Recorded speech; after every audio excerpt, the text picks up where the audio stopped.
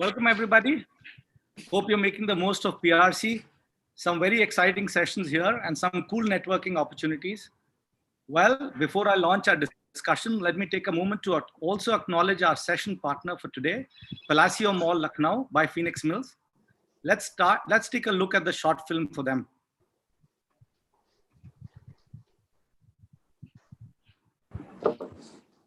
Lucknow, the land of Nawabs, poetry and culture, welcomes the crown jewel in the heart of the city, the Phoenix Palacio, a true expression of matchless architectural styles from both the Mughal and British eras. Vast palatial spaces of the Palacio, spread over 1 million square feet, or revel in the sights and sounds of the luxurious interiors. Indulge amongst 300 brands and more from across the world.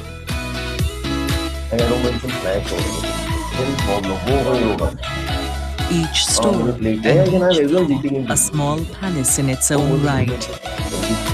And Phoenix Palacio prioritizes the well-being and safety of its shoppers, implementing best global practice in its safety procedures, making the shopping experience as safe as it is royal.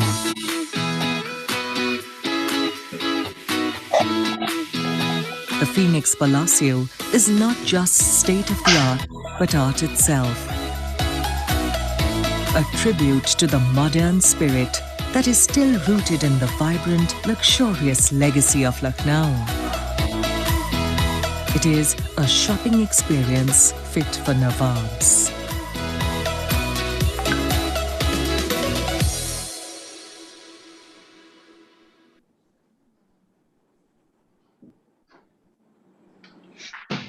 Welcome all, and thanks for the panelists for joining us.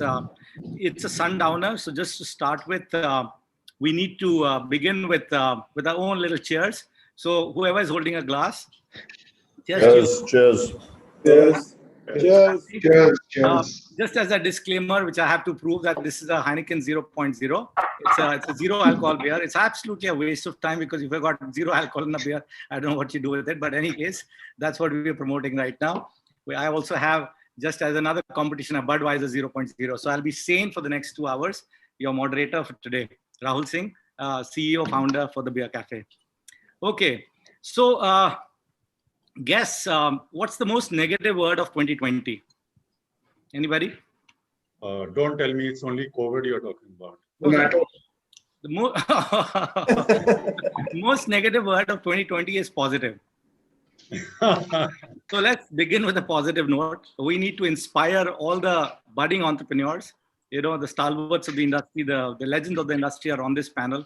I'm humbled and really excited to be with you today. I've met you many times in person. I think it's been many months that we've not, but I think the virtual world has changed and maybe we don't have to spend too much money traveling, which is good. So we can probably do this many times often.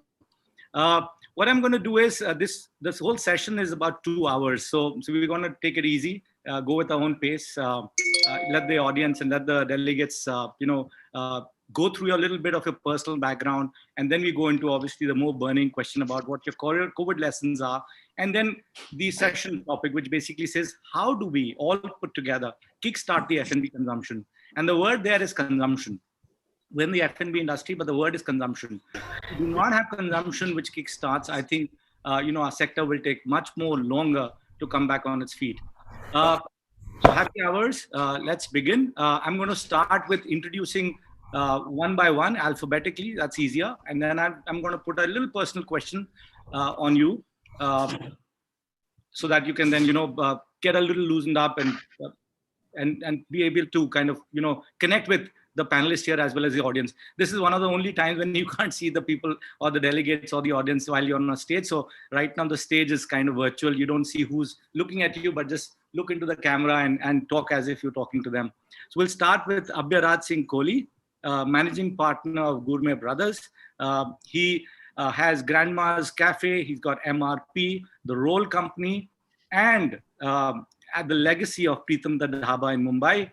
A Cornell University graduate, Abhiraj Singh Kohli. What does it take to carry forward the legacy of Pritam the Dhaba for generations to come? Actually the mothership is actually Pritam, which was opened in somewhere around the 40s, pre-independence. The dhaba was born in the 80s. So in the pre-independence in the 40s, it was basically a restaurant that started off serving meals, lunch and dinner, fixed 30 days a month for people who were actually around living in this area and coming to work here. It also serviced a lot of the movie industry because all the production houses etc. were around a 2 square kilometer radius around Dadar. When times changed, things changed. The dhaba was opened up because people wanted a experiential restaurant. So that happened around the 80s, and Grandmama was born somewhere on in the 2000s, right? So uh, I would say that the most important thing is innovation without changing what is already not broken, right? Pritam yet exists. Yes, things have happened where we've become a restaurant, a proper fine dining restaurant. The dhabas come in for the experiential stuff. Because now when Grandmama is born, we've not shut down Pritam. We've not shut down any of the other restaurants, right? They are alive. If today I would say that if the dhaba was not born in the 80s, Pritam would have not existed, could be said, right? So the new restaurants you open up as a company, as you keep growing, and without really changing what is not broken, because those are actually legacy restaurants today, and nothing will change there because there are stories behind being here in the same space for 50, 60, 70 years, and that's a big story, and people come here for nostalgia. And without changing that, we have grown, we have attracted people of a younger age. Like when Pritam was Pritam, then the dhaba was born for a reason that it had to be a younger space, right? And now Grandma was born because now people have started traveling, they have started moving out abroad, and they're coming back. People are interested in international cuisine. They love their pastas, pizzas, etc. So you keep innovating without changing what is not broken, and move forward and keep your customer base intact. I think that's really important. A great key point. I think don't break something which ain't broken. I think that's a wonderful insight for me also, because a lot of times we keep getting innovation ideas and sometimes just keep it stupid and simple, and that's the way it is. One quick question. I've seen pictures, and what is Dharminder Paji's favorite dish in your outlet?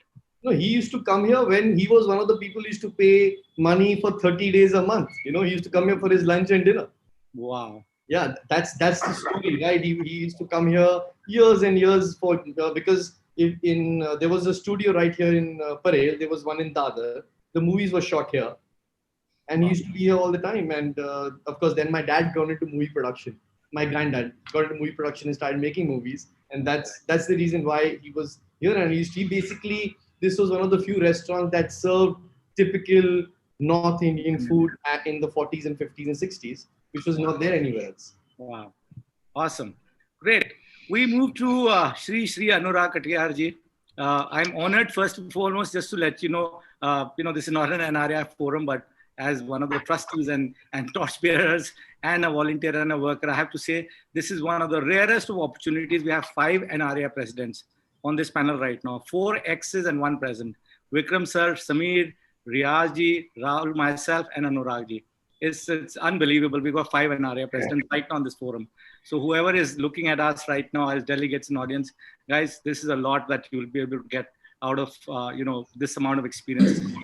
So Anurag Katiyar, ED and CEO of De Gustibus Hospitality, better known as the Indigo chain of fine dine restaurants. He started off, he was also an F&B manager at Bombay Gymkhana Club, which I had no idea. Now I know where he gets his the political side to it. He's probably been there and seen that. And IHM Ahmedabad graduate, current president of NRI, Anurag, from fine dining, which is what you've been doing this for 16 years. How do you suddenly pivot, is the word being used right now, or take a U-turn into cloud kitchens and something which is more reasonable and what you call the quick service restaurant? How do you do that? How do you change the DNA? No, Rahul, I think it's very simple. I think we are in the business of selling food and beverage experiences, and we sell what people want. In the early 2000s, there was a time when fine dining was blooming. We were there. As the time progressed, I probably missed one of the things where affordable neighborhood bars came in. That was one thing. And then we saw that there is a huge amount of consumption that's happening in that what I call value dining segment. And so we took our wares there. We knew how to make burgers. We just had to decide on how to make them little more affordable, and we managed to do that. Awesome. We're going to alphabetically now move to Gaurav Ahuja. He's the managing director of Red Ginger Hospitality, India's largest food court chain. He's been doing this for 16 years. He did an IIT and an IIM, which is, one of the most wonderful combinations of saying I have IIT and IIM under my belt. Went to Standard Chartered Bank in Singapore for 10 months. And I think some bug bit him, which is probably called the entrepreneurial bug. And I leave it to him to explain what happened here. Yes, Rahul, you take me back in time and it's kind of a nostalgia. But yes, I think this is 2004 when I actually visited the Orchard Street for the first time and saw what a food court is. I had never seen a food court before that.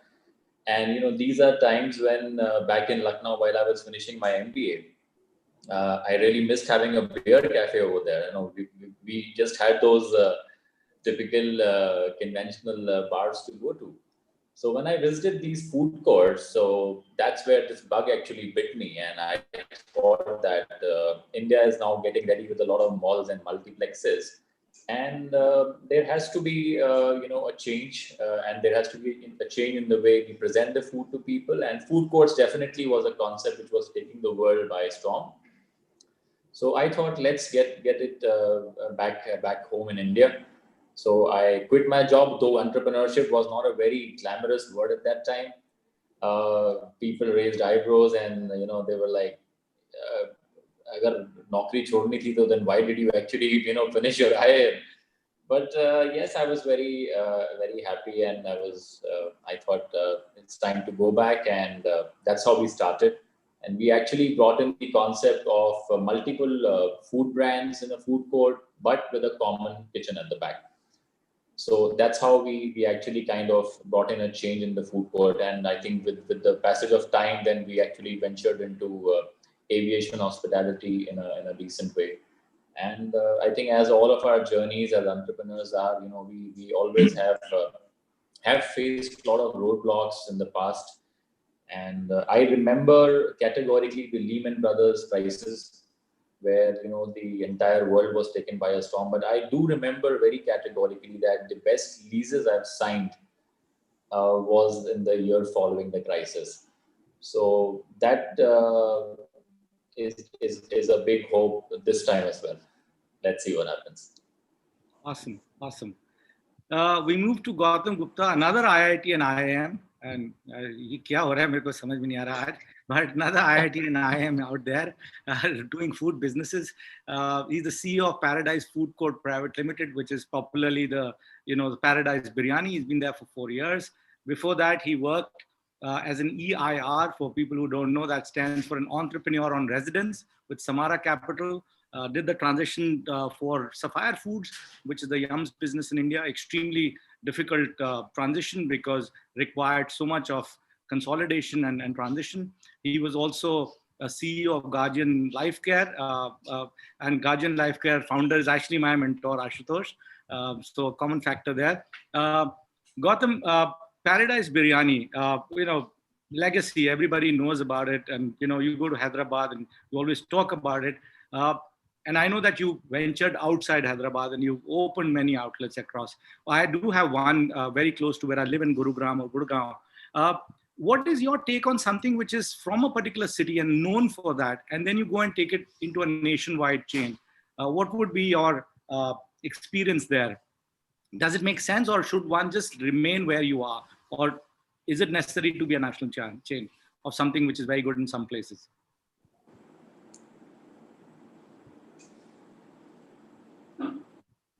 Gautam? I just unmuted myself, sorry.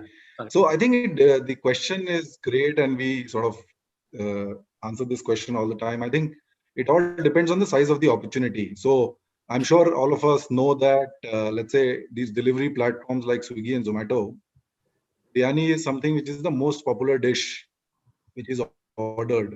I think it is probably beating pizza also. So I think the size of opportunity is great. And among various biryanis, I think there are about more than 200 types of biryanis in our country, very rich.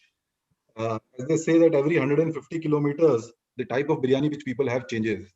But there are a few biryani types like the Hyderabadi biryani, as you know, and to some extent, Avdi biryani. Some of them travel because they appeal to a wide range of palate. So I think that's exactly been our experience when we went to Gurgaon, which is your city. We had great experience there. People, sort of lined up. We recently went to Calcutta, and I'm sure all of us are from food services. How different Calcutta biryani is from Hyderabadi biryani, right? So interesting thing happened. We said we were going with the idea. No, in Calcutta there is no biryani without aloo. So shall we give aloo along with our biryani? I think that was like a big question for us. And we did research with customers, and customers said, no, I just want to have your biryani.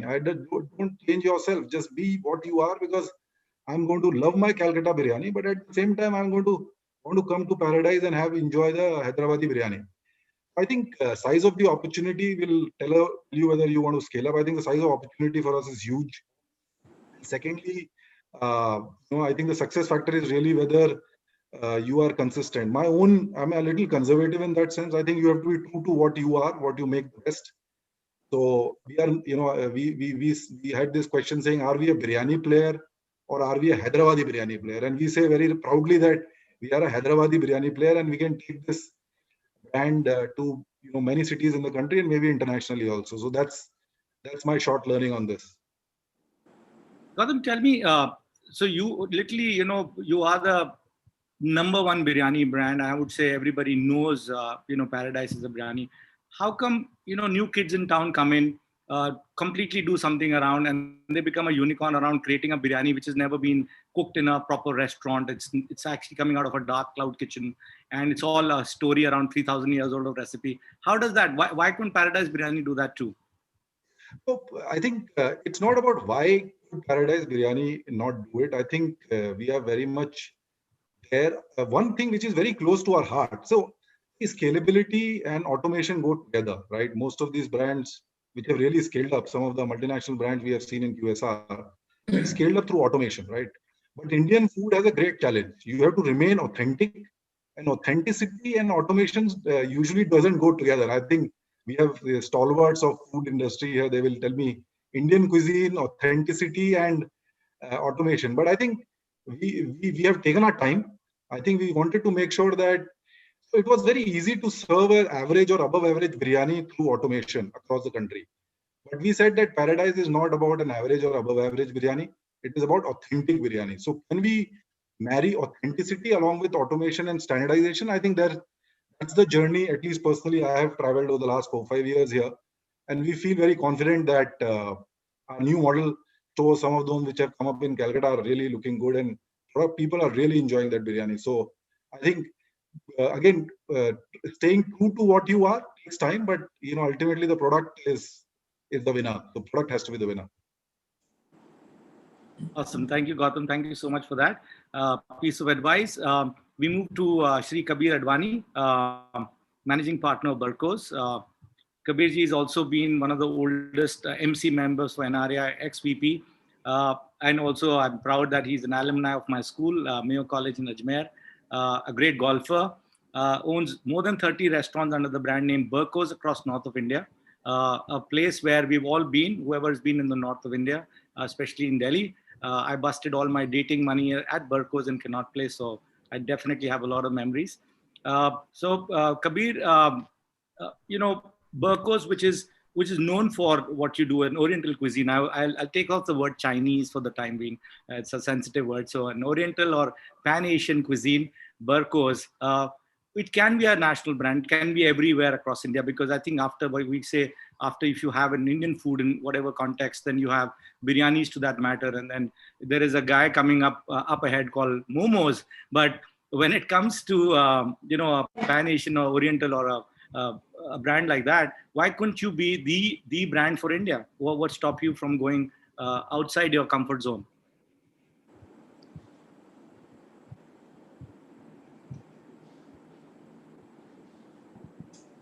Kabir? I can't see Kabir. I don't think Kabir is here. Yeah. No, I just ranted. I couldn't even see him. Okay, I don't know where he is. Disappeared. Okay, we will come back to him if he joins back, because I'm sure he's somewhere on the greens right now. Every time I go to the Delhi Golf Club, I see him. Every time. But I think now he's in Goa, so God knows where he's Oh, gone. got you. So he's probably running short of his network. Okay, we'll move to him once that opportunity comes. That takes us to our Amitabh Bachchan, Manpreet ji. जहाँ से जो कहते हैं जहाँ खड़े होते हैं line वहीं से चालू होती है. Somebody I really admire, really love, legendary for me, and I really have very few people whom I really look up to. He's one of them. A permanent treasurer of NRI, and schooling from Columbus, BCom honors from Hindu College. He also worked at Taj Mahal Hotel. And one thing I didn't know about, which I learned today, we used to go to Pragati Maidan in Apu Ghar had opened 1982 and 83. And there was Fulwari there, which is one of the most well-run restaurants in banqueting. I don't know how many people have attended weddings and other banqueting. I had no idea. It's Manpreet ji behind that famous place. And he owns legendary restaurants in Delhi. And, the question is very simple. And he'll tell you the restaurants he owns. But nobody usually survives more than 5, 10. I've seen 15 years on the max, for a restaurant to survive. Here you are with 50 years of completing a restaurant. How does that happen? 50 years. I've not even turned 50 myself. I'm also just trying to turn 50 right now. Well, of course, my grandfather was the one who was behind all these, opening our first restaurant. And my father did open a restaurant which was 50 years old called Fujia on Malcha Marg in Delhi. But of course, we have other restaurants also now. I think basically you serve standardized food, maintain your quality, and don't lose your focus. You must know what you're good at and continue doing what your customer desires. And if you tinker too much with your menu, you will find that you're losing certain amount of customers. So we have generations coming to our restaurant, and they were kids. There were some people who were 6 years old, somebody who was 15 years old, and they have those memories.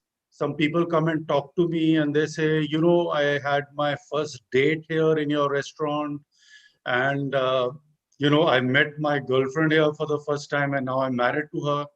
We had this couple coming to us in one of our restaurants called Zen, and they would be there 5 times a week, every day, for either a bite in the evening or lunch or in the morning. And suddenly they disappeared. And then I saw them again after a few years and asked them, what the hell happened? They said, we got married.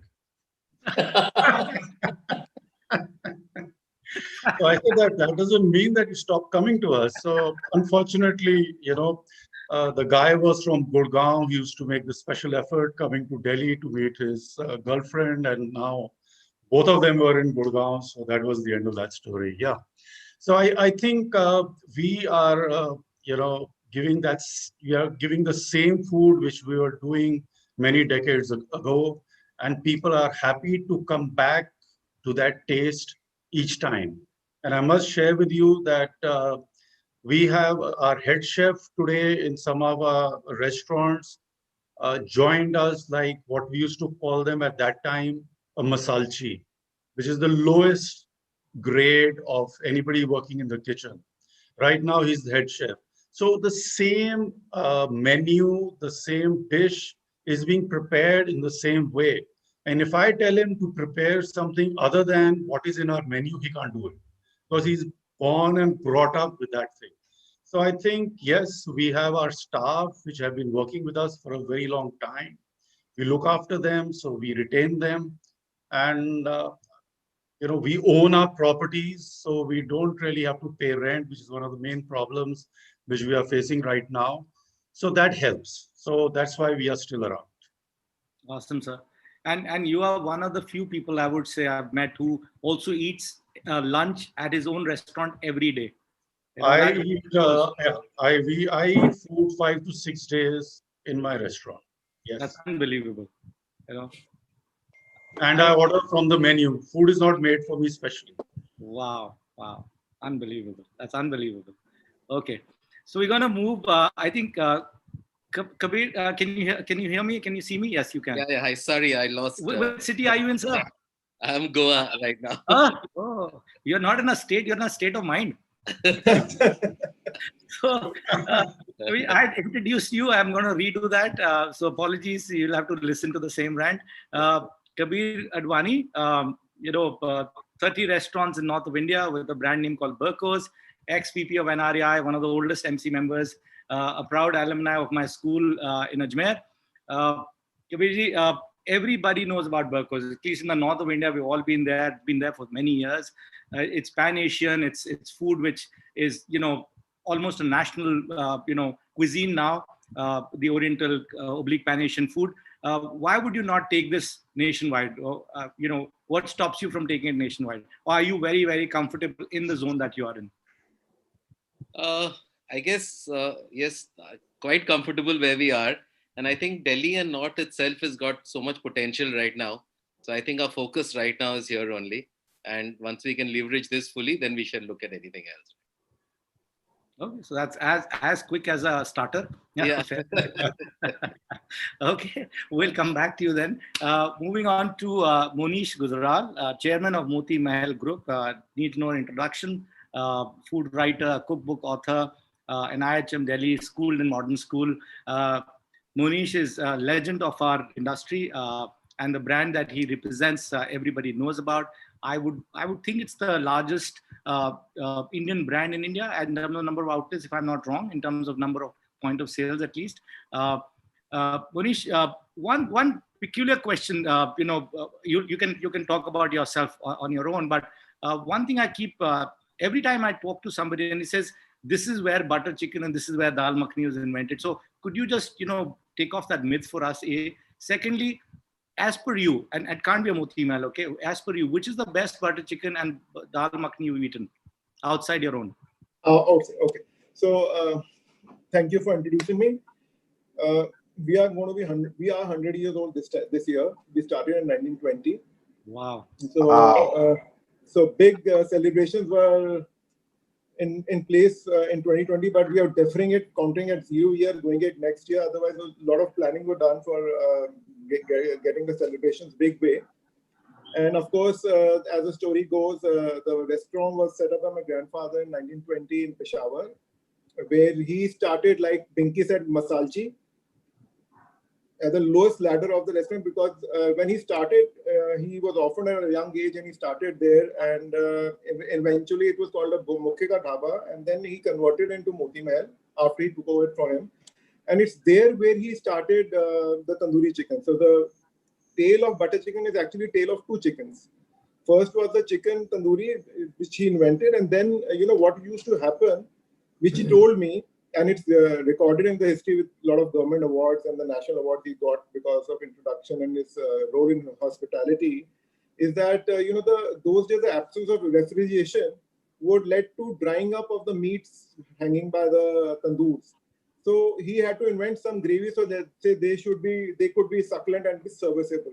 So that's how the butter chicken came. And interestingly, I've been in touch with a lot of international media because of this 100 years celebration, which is now, of course, all the chefs and the people are sending out video recording messages, which you may be seeing on the social media, which I'm posting. We are nominating, and we all need your help to nominate World Butter Chicken Day, which is going to be 20th October.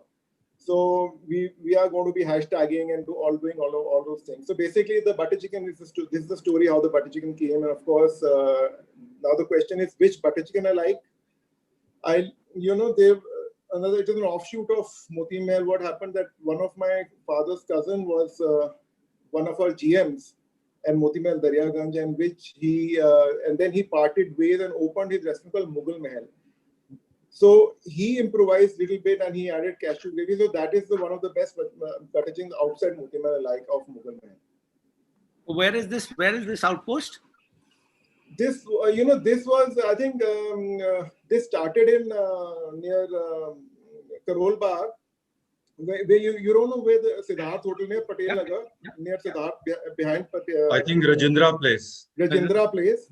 And then they opened one somewhere in South Delhi, which didn't work. But that was one of the places that is still going on, and the butter chicken is very good. Awesome. Awesome. Thank you so much. Already hungry. That's some good piece of history. A very good piece of history. So we move to Pranav M. Rungta, MD of Mint Hospitality. He also has a dual role. I don't know how he does that, but he's also CEO of Precision Technologies, which is a manufacturer of auto components, and he's the director of Curry Me Up, which is a delivery-only kitchen. Also a Mumbai chapter head, a good friend of mine, engineer from University of Michigan in electronics. So very simply, Pranav, how do you handle two businesses at the same time? I can't even handle one. So yeah, if you love doing something, you get the time from wherever. Yeah. So I squeeze in hours wherever I can, one way or the other, into both the jobs. And I love them both. Yeah. So here I am. You got 24 hours, you work 20 hours, you're good. That's how you manage. Wow, wow. And why delivery only kitchen? What? Because now everybody's moving towards delivery only or a ghost or a cloud kitchen. But I think you smelled this much before. You kind of saw the writing on the wall. Maybe you did. What happened? Meaning, because normally you always have a restaurant and then you could kind of extend it to a delivery kitchen and stuff. But a delivery only kitchen, I only thought the new age kids do it. But how come you've gotten into it? I opened Curry Me Up in 2015 by acquiring a brand which was there existing. So there was a brand called Curry House, which was a delivery kitchen since probably 2012 odd. And I just saw a lot of space because it was a very asset-light model. And to expand, it was much faster. That time, we didn't have a Zomato doing deliveries. We didn't have Swiggy coming in. So it was basically me on the phone, taking orders, having our own delivery boys going out and delivering it. It was really fun to do it and used to make money in it. So I expanded. I opened a couple of brands. And yeah, and it just came in and it kicked in. And you have to serve value for money food. And that's what we did. And we did well over that. You have anything to do with liquor? Do you own a bar? I do. So we run an iconic brand called Cafe Royal. Nice. So Cafe Royal is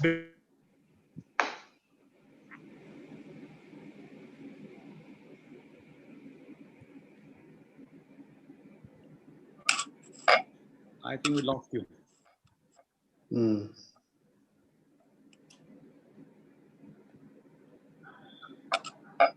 Okay, we'll probably come to Pranav again. I think we lost him for a while. He'll come back. I'm going to move to Rahul Agarwal, the president of Barbecue Nation. I met him in the past too, in his earlier role as the principal of CX Partners. For people who don't know about CX Partners, marquee private equity fund, SRCC graduate, and another IIM in our panelist, Rahul Agarwal, Barbecue Nation.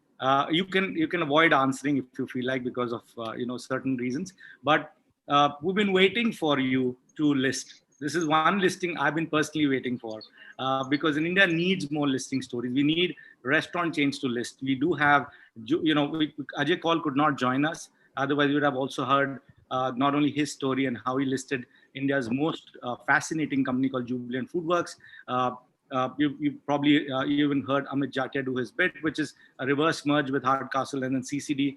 And then we do not have listed stories here. So Barbecue Nation is something that we are looking forward to. What are your plans and what do you want to do with it? So thanks, Rahul. Thanks for the introduction. Obviously we filed our DRHP at the worst of times. We filed it in February end.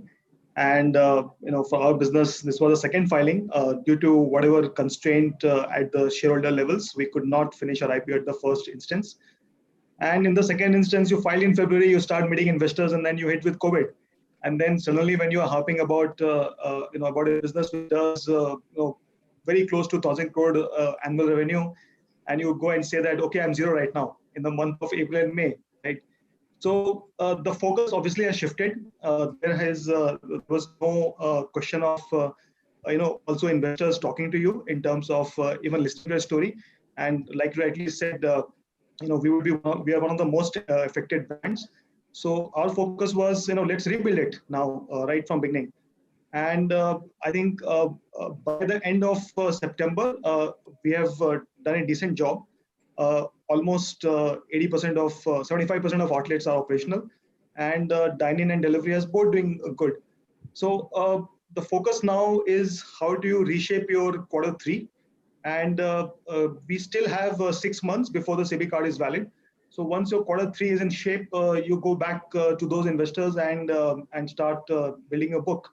But one thing interesting that has happened is that after the recovery that most of the players are seeing, and thankfully QSRs are leading that way, uh, uh, the investor interest in the sector is beginning to improve. What was somebody was not even talking in the month of April and May, or would give you some sound piece of advice, now wants to evaluate further and take it forward. So we are trying to ensure that this time we don't disappoint the industry. We will try and ensure that by June next year we should complete that. That's really heartening to know. Actually, that's something we're all looking forward to. At the end of the day, we do not have a structural issue in our sector. There is no demand and supply issue. It's actually a health issue. COVID is a health issue. It doesn't have anything to do with demand and supply. And I think the structural triggers and the macro triggers remain in our industry, and there's no way we would not actually bounce back and rebound back with far more glory. So we're really looking forward to that, Rahul. We now move to Riaz Amlani. In simple words, genius. Genius. Over. Usually the word genius comes with the word eccentric just before that. So what are you trying to say, Rahul?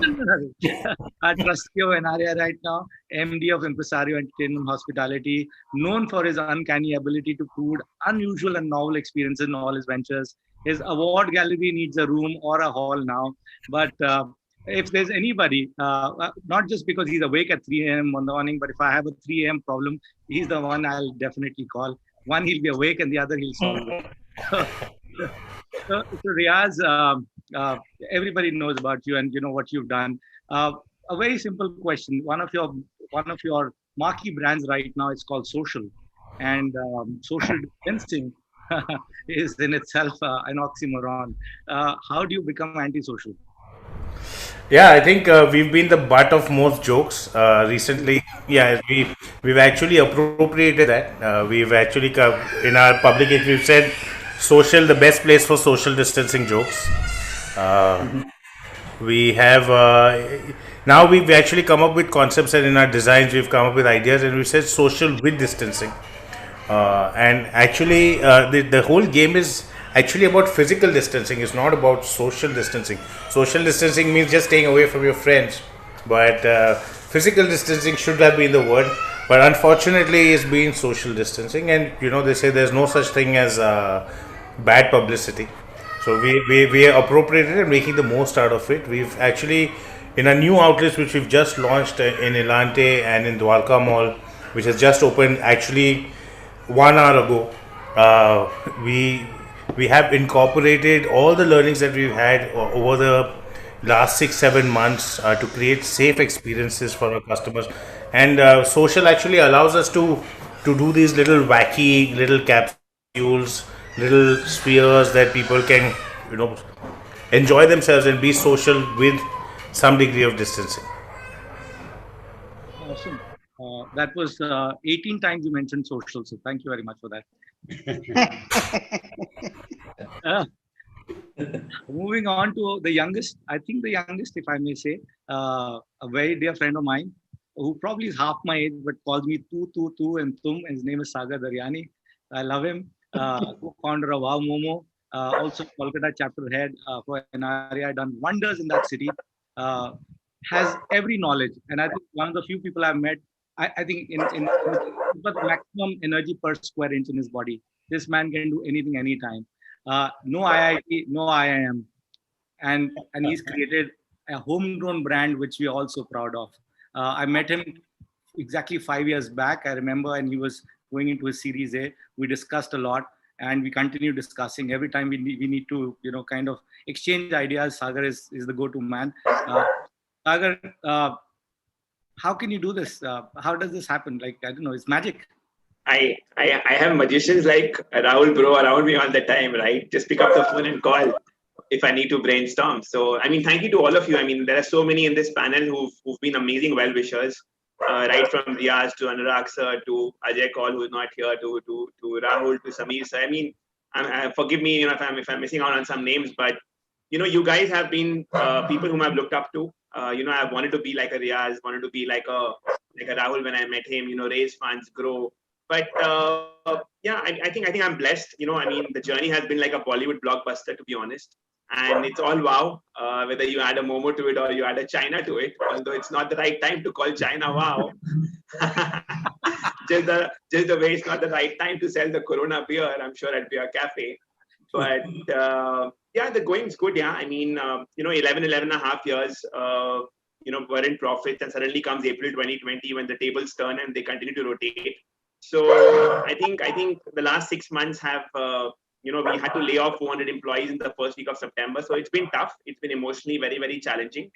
But the good part is the business is back to 70%, and we hope to bounce back again and get to road to profitability. And it's been challenging, but what it's taught me is, it's reminded me that to be successful in India, you have to know how to do your jugaad, you have to be agile, you have to be adaptive, and continue being that. Stick to basics. I think we all got into a rat race. Once you have funding coming in, you just grow, and you just look one way forward. I think this COVID taught us to look at the business from different angles, do things differently, and innovation has always been a key to being successful and being challenging. And I think it just taught us to get back to our basics and live to your roots. And I think it's a learning that I'm going to keep for a lifetime going forward. Awesome, thank you. That's really wow to hear you.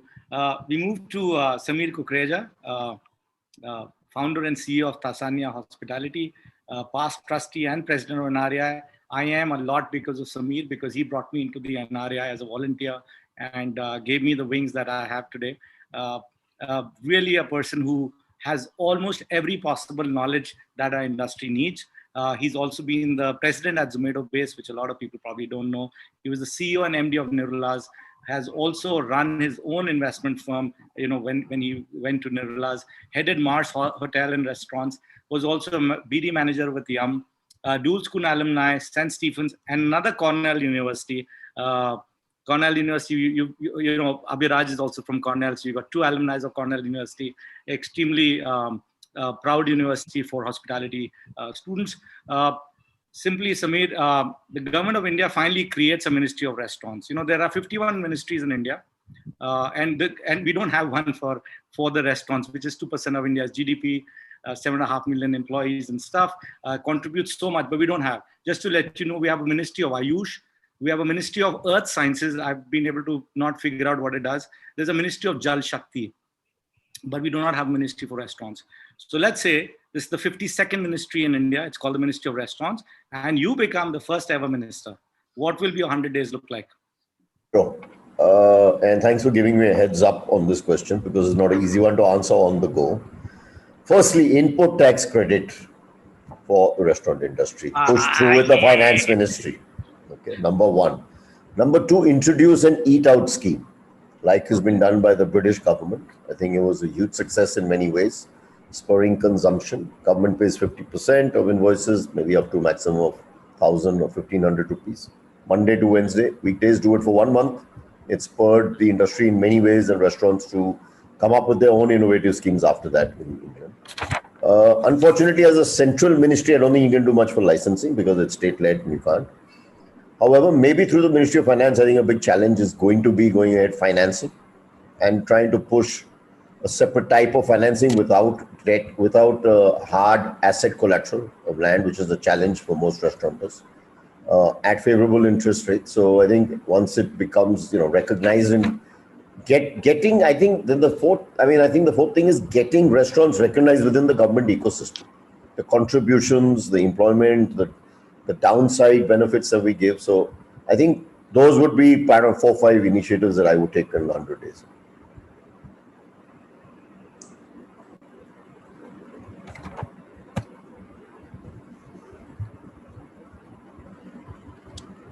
Yeah. Absolutely fabulous ones, by the way. These are especially the first one.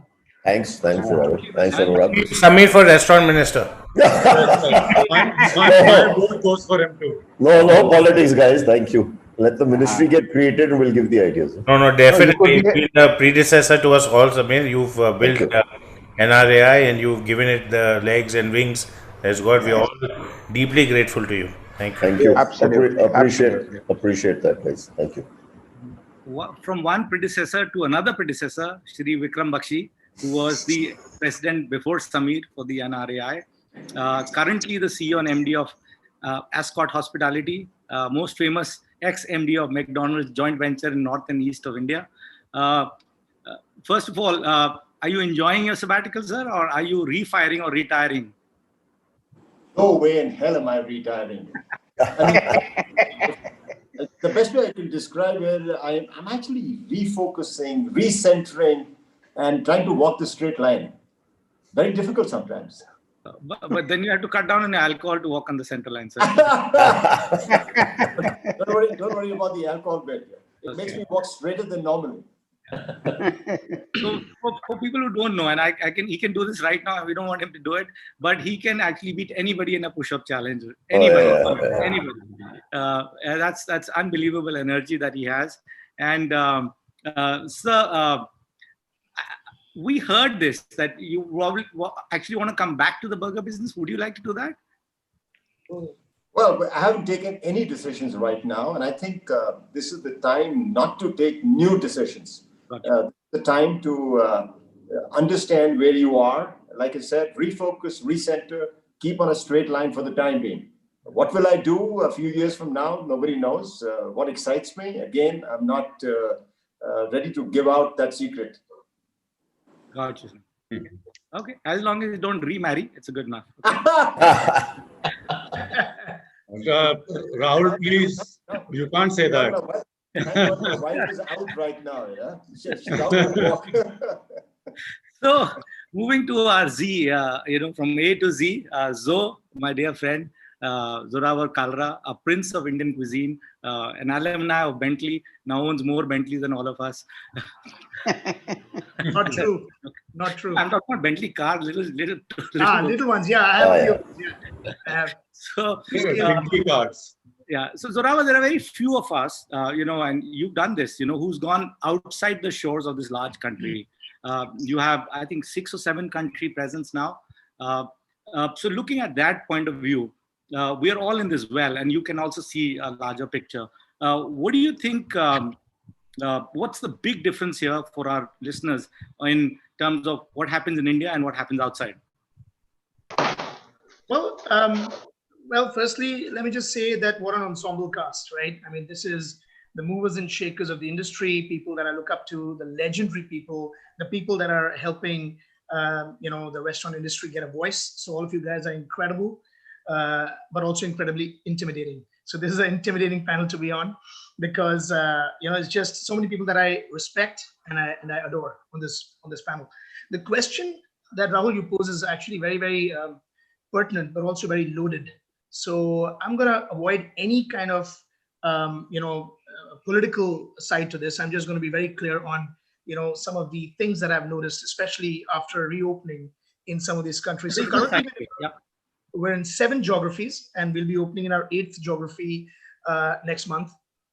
And there have been some green shoots, right? I mean, the lockdown, for example, in places like London was very, very minor, and they're paying the price for that now, right? They're having to re-lockdown. So initially, London for us, the Farzi Cafe in London, by the 15th of September was actually 102% of September 2019 numbers. And that is because there was the Eat Out to Help Out scheme, which was incredible. It basically, the government covered 50% of your cost to eat out.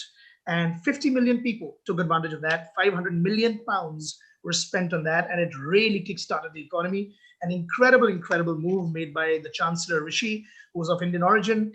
The other big advantage that it created was that it removed the fear of people from eating out. They were getting deals, they were willing to take the risks, although the risks were minor to begin with. And in essence, the weekend shifted. So instead of Friday, Saturday, and Sunday being the weekend became Monday, Tuesday, and Wednesday. And incredible hit. Some of the restaurants continued doing that. So London was a beacon of hope, like a real green shoot where we thought, wow, this is incredible. Can this be replicated across the world? Going to the other geographies, to be honest, London is the only major green shoot. There are some others that are there within our system. For example, some of the Middle Eastern countries that were closed and more, more locked in. They were locked units where there was not much external traffic or tourism to begin with. Places like, for example, Qatar, places like Kuwait, Oman, these have had an incredible turnaround. We're looking at about 70 to 80%, and in some cases a little bit higher than that, to pre-COVID levels. So those are doing really well. However, for us, Dubai, which I thought would be the fastest recovery, is a little bit slower. Dubai is hovering around the 50 to 60% mark. So, it's a little unpredictable, but I think the path towards improvement is there. Obviously, London has now come down with some new impositions of lockdowns and various other things, but we see, the overall trends are there. People are willing to eat out. See, you have to understand that eating out and socializing is part of our DNA. It's, it's part of the human race. Everything can go virtual in this world, but restaurants and bars can never go virtual. We will always like to engage. We'll always like to move out. Within India, we're in about 9 cities. We've opened 7 of them. And again, there are some green shoots. We personally are seeing some good results within the south of India. North of India is doing also well. But strangely, Gurgaon, which is where I live and where you live, Rahul, has been a little slow, as we've seen with Cyber Hub. So I think a little bit unpredictable. Our B cities, by the way, the real highlight of this whole thing is how much consumption and how much revenge consumption we're seeing in places like Indore, where places like Hyderabad, although Hyderabad is hardly a B city, and and Calcutta, again, not a B city, but a major city. And what you're seeing is, people think Bombay, Delhi, Bangalore would have been the fastest to recover. That's not been the case. These B cities are witnessing incredible, and again, you can't call Hyderabad and Kolkata B cities. What I mean is the primary dining spaces are the fastest to recover, and just gives us hope, right? It gives us hope that the Bombay and the Delhi and the Bangalore will follow suit. And although there is a week-on-week improvement, let's hope that they catch up even faster.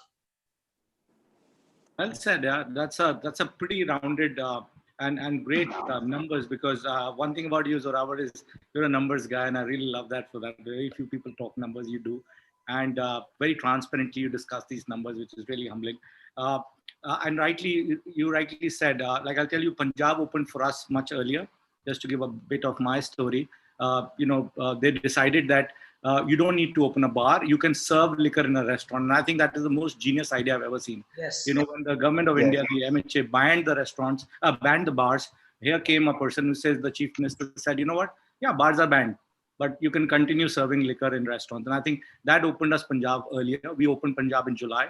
We were in Punjab between July and August, and also September. September 1st, that everything opened up for our industry, which is technically, more liquor oriented. And 9th of September, Delhi opened, and then, 5th of October, Mumbai opened. As far as I'm concerned, I'm in 16 cities. As today, as I speak, all 16 cities are live. We're pouring. What I've done in 8 years, I've done it in 4 weeks, all put together. And this is with losing core teams. We could not pay salaries on time. We lost a lot of people, but it's been great. And the spirit of resilience and the spirit of comeback, I have never seen. I'm amazed to see the spirit of the people that we have. And just to talk about numbers, we are at 102% in Amritsar recovery, 102%. It's a city which has its own issues. You have farmer agitation going on. There are other issues, people on the road, a lot of curfews. We closed down at 10 in the night. UP, we closed at 9 in the night, and, got other things going. But September, we closed at 42% of pre-COVID. And right now we're trailing 77% of pre-COVID. And, and I feel strongly that this month we would be company level profitable, which I've never done. So yes, we discussed that. That's great to know. Can happen. But yeah, this is where it comes to my next session. The next part of the journey of our 2-hour session, which are about to come to a 1-hour break. And I don't know whether the organizers allowed us to take a break or not, but I will continue with that. That's why I'm drinking less beer. Otherwise, you'll see a blank screen for a while. And I don't want to do that. But Pranav joined back again, but we'll bring him in later. Once he's far decked in, he's just joining us in. Okay, the next big question, and that is very important. It's a common one for all, and we'll go, again alphabetically for the sake of it's much easier like that. What are your COVID lessons? COVID has actually given us what do you call a shake-up, and I think our industry anyway needed a bit of a shake-out, but this has shaken us up. It's really been a rude shock. I would probably give a metaphor of that. I was slapped in the middle of the night, literally, like what happened here? And while that's done, I think it's been 5 or 6 months for all of us. Life has to go on with or without COVID. And I would like to, all our listeners would like to hear what your COVID lessons are individually as far as your company is concerned, or even personally, because this is now the sun's really out and down, at least here in Gurgaon. We don't see it, so you can be a little more personal if you feel like. But what have been your COVID lessons? Like one of my COVID lessons has been I've started loving my wife again. So is there anything else that you have? Just pull it out. And she's not here, so I can say it. Otherwise, you're not here, right? No, this is being recorded, right? Oh God. Okay, we'll have to beep this then. So COVID lessons, Abhiraj Singh Kohli, aap bataiye, COVID lessons. I think the two biggest lessons I learned was one, being agile. Taught me that if I was agile at the right time, I could open up faster. I could be serving many more things in my restaurants. And that's why I went in and set up a central kitchen, which actually now supplies to all my restaurants and all my brands. So that was a big key. So if this thing happens again, I hope it shouldn't, and it should never happen again. I will yet be in a better position than I was as soon as COVID struck us. The second biggest lesson was my staffing costs.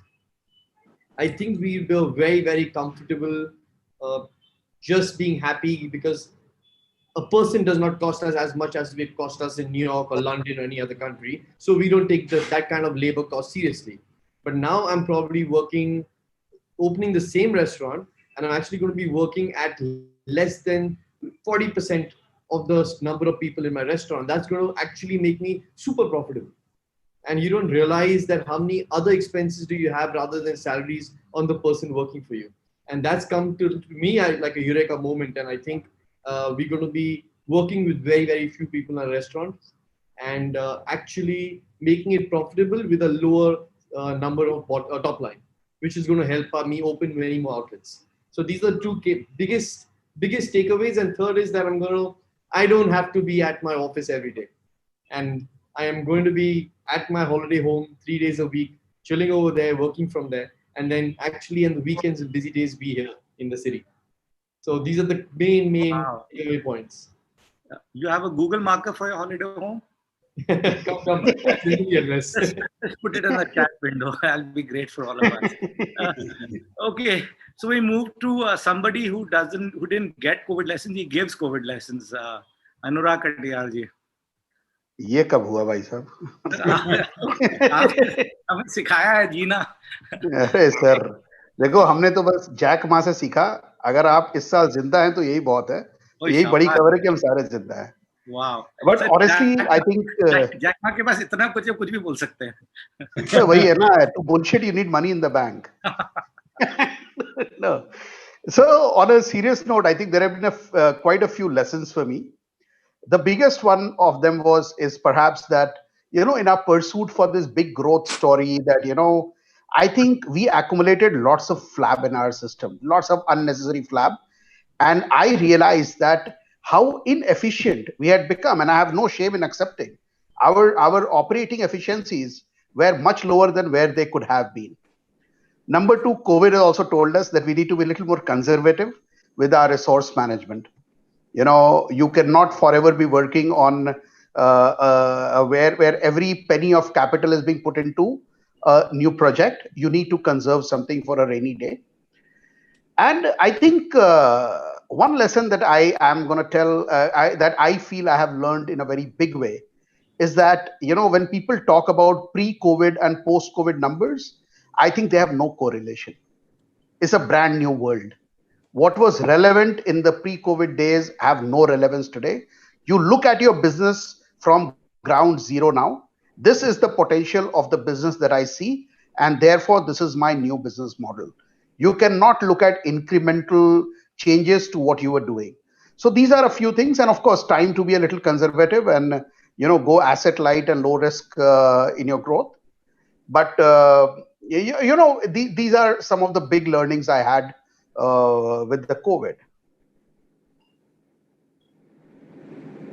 So key things, cut the flab, and I think that's an important one. We all tend to do that flab, and COVID, I've seen on my Facebook friends and other peers that either you actually gained weight or you lost weight. There are only two ways around it.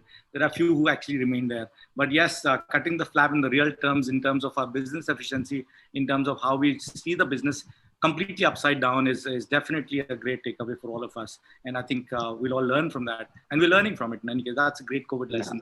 Gaurav, Ahuja, what are your COVID lessons?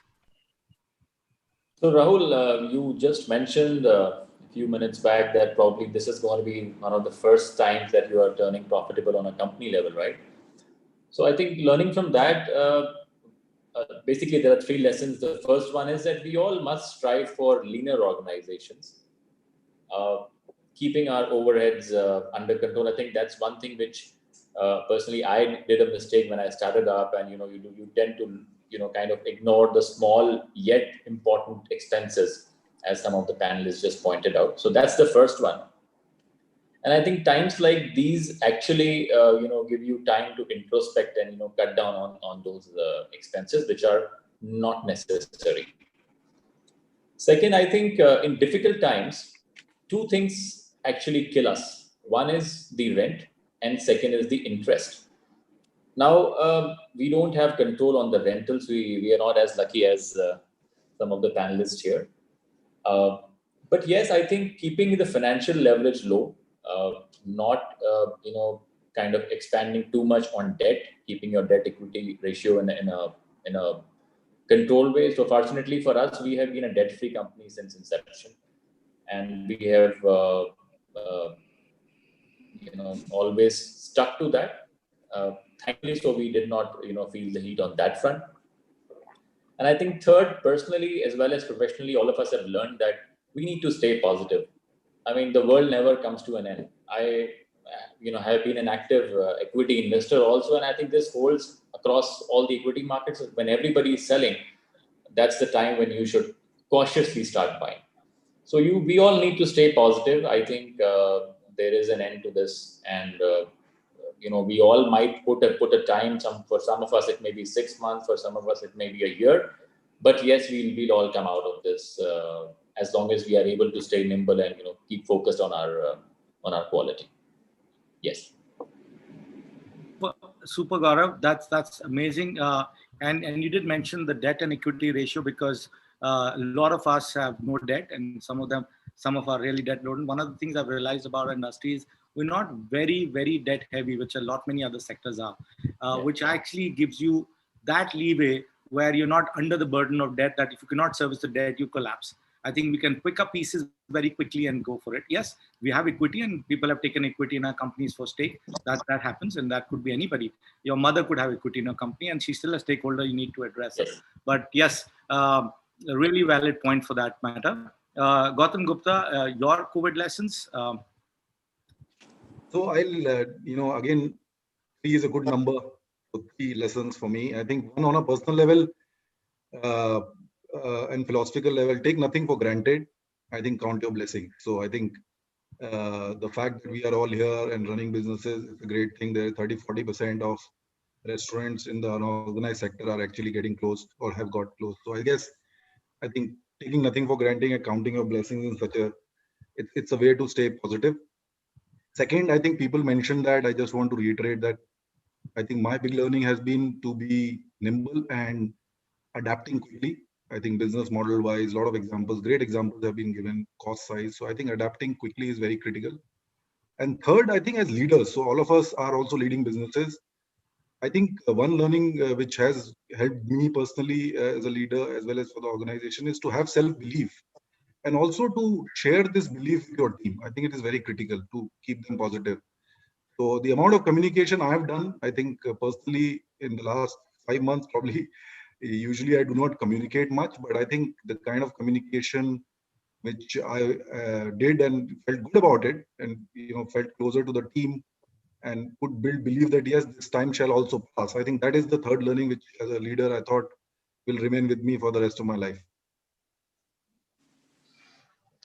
Interesting. Oh, sir, super. Kabirji, are you there? Yes, here in Goa. Last time you had only one line. Now you'll have to give us more of your lessons. No golf lessons, only COVID lessons.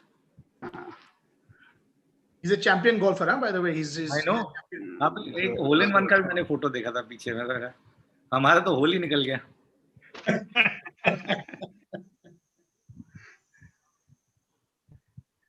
आप you're mute, sir. Mute. Sorry. Sorry. Yeah.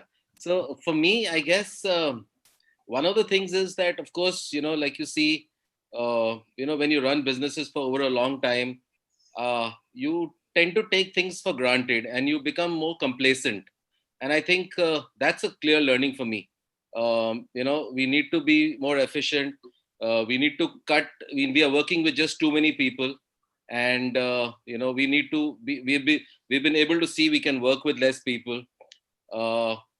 One big learning for me is important also. We have no debt, but it's important to build cash reserves. And for me, that's a clear focus. Right now we have to look at how we can start looking at some cash reserves when required. And also going ahead, I think there's great opportunities to sign more revenue share, rental deals. For again, a big learning. When the times are good, it's very easy to sign up high rents and all that. But revenue share deals are definitely something what we're looking at. And I think I'm super excited because, after long, we were pushed to try to do something new. And we did, we kind of launching 3 new delivery brands. We've already opened 3 new cloud kitchens. We were so complacent, we never thought, it was just growing that. So I think it's a great wake-up call. And I think we're kind of blessed. And we've seen September with us being at about 70% sale, because of the rentals and the salaries, we're actually profitable. So so I think these are big learnings for us. Amazing, sir. This is really the most positive one we've heard. Being profitable in September, hats off for that. And just shows that if you have an efficient engine, you can actually pump in with even 2 or 3 cylinders. You don't need all 4 cylinders. From a perspective of you had a very big point here. So cash reserves. I've never heard of something called cash reserves because I only burn cash. Right. So I think the cash reserve is a big one. It's something that we should look at because our restaurant industry, and I see it, now I'm deep inside it, but as an outsider, I didn't realize that how vulnerable we are. Right. 1 month of sale here and there, and we suddenly we're out of cash. We don't have money. The only rolling fund we have is revenues. Yes, the good news is we don't have any debtors because you get cash and carry business. But with that money, we roll. And it's just so difficult that if that rolling stops, you're dead. And that's why the most bankruptcies in the United States are the restaurant industry. Maximum bankruptcies. That just shows the vulnerability across the world. So yes, more resilient industry, but also an industry which is sitting on a absolutely thin ice and, a little bit of heat and we just go swamped in. So really a good point, and I think it'll take me about 10 years to even reach the cash reserve point, and hopefully I will one day. But a guy who has all the cash reserves is coming up next, and he doesn't have to talk about cash reserves. He can give you all cash as much as you want. Manpreet ji. Good one, Rahul. Good one. Well, I think what I've learned is that one should not be dependent on one stream of income. I think you need multiple streams. It's extremely important because if you don't do that, you get stuck in one issue, you're stuck for life. So I think, and this is one of the advantages we had was that, of course, we are doing this business for a long time, but all our reserves, we have invested well, and they were giving us the return so we could put food on our table and on the table of our employees. So we did pay all our employees well, not as well as we would have wanted to, but we did take out some employees also, which I think was cutting the flat. And considering that, with all this distancing and everything, we've cut down on the number of tables. So we don't need so much of staff right now. And we've also found that if you own your business premises, that's a big boon. And if you're not earning from your restaurant or your line of business, at least, in a place like India, you earned in your property. So what we had bought for, say, 5 today, that is worth 15, somewhere it is worth 50. So I may not have earned in the last 50 years in my restaurant as much I have earned in the actual value of the place that I'm in. So I think it may not be possible for everybody because people are moving so fast. But I took a decision when I closed, gave up our area in Pragati Maidan, which was Fulwari, which some of you are familiar with. And I said, you know what? I think now onwards, I'm going to take it easy. I don't have to work for 14 or 16 hours a day. And today I'm working for 2 to 3 hours a day, which is what I was doing before COVID. I think now I'm working a little more because there are not so many things that you want to leave for the staff to do. You want to be there, you want to make sure that they are following the norms. And that is one thing which is very important. I think you have to give that look that you are following the norms and you are, at the end of the day, keeping your guests safe. So I'm in office every day. I'm in the restaurant every day again, having my lunch there. Amazing, sir. Amazing. If you ever need a job, don't become a CFO in Swiggy or Zomato. Oh, no. Well said, Rahul. 100 years is what, 2020 would have been a great year for Monish. There are very few who can even think of 100 years, a legacy brand. And I wish the 2020 would have been a great one for you. Just as a personal note, 2020 was a very big year for me. And I told all my cousins and all my friends. So just to let you know, I turned 50 this month. I also complete 25 years of my... Thank you so much. 25 years of my being married to the same person. And my son turns 20. So I created a logo. It was called LXXV. L means 50, XX means 20, and XXV means 25. A year back, I created a logo called LXXV. I planned a whole party in Croatia, and I told all my cousins, guys, if all goes well, we'll all go to Croatia. But if you don't pray too hard, we'll all go to Vaishno Devi. So I think that's where we all headed. They didn't pray hard. So 2020 was a turning year. It's become a bloody burning year for me. Yeah, but Manish, the same thing, not to, take that comparison, but 2020 was a big year for you. It was a 100-year completion of a legacy brand.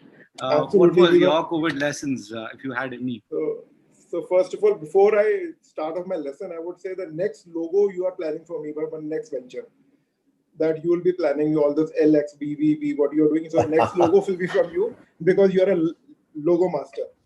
So of course, 100 years, and of course we've discounted this year, so it's not it's a 0 year. So the 100 year will be in 2021. But the biggest lesson is that for me is that to be prepared for the next pandemic. Having said that, the lessons, of course, when I say the next pandemic, it could be we are living in uncertain times. Last pandemic was in 1925 when the Spanish flu came. And I've been researching some things, and this Bill Gates organization had said that, the American government had put it on the back burner when they were predicting something like this. And of course, there could be more certain issues which can come later on also. So be prepared. As Kabir and everybody, all of the panelists have said that have cash reserves. Of course, you have to build them up. Only I asked my son one question: what was the only thing that was important enough to survive? Not your buildings, not your gold, not your shares. It was only the cash or the reserves that you could bank on, and you can sustain your businesses. That like we did, like Manpreet ji said that we were able to sustain our businesses, of course, not as we wanted to do, but to sustain our employees, the old employees, and employees have been there for, I'm a third generation. So in my business, there are third generation employees as well, who have been with us from Peshawar, their families are there. So it became moral responsibility for us to sustain them as well. And of course, we have more than 250 outlets now globally to be able to give a guidance to our franchisees who've invested in our brand to be able to continue the legacy, because they are our partners, and how to, give them, like the banks have given them moratorium, and how to, educate them to be able to sustain the flag and carry the flag. So I guess that you have to be more, the lesson is that you have to be more economically forward thinking. You should cut down on your costs. You should build up your cash reserves. And like Manpreet said, that you should have multiple sources. You should try not to put eggs in one basket. And that's a way of going forward. Thank you so much. This is really good COVID lessons. It's, whatever little life you've left, definitely going to take this advice. We need to have something saved for our rainy days, they say, but it's kind of been torrential. It's been a typhoon out here, literally, not like a thunderstorm. So for sure, thank you so much for that. Pranav, I know you've done so much during the COVID times. We've been almost talking to each other almost every day during lockdown and stuff. Your COVID lessons and anything you would like to share. So Rahul, starting from where you said, the biggest thing I've seen out of this COVID is the spirit of the hospitality industry.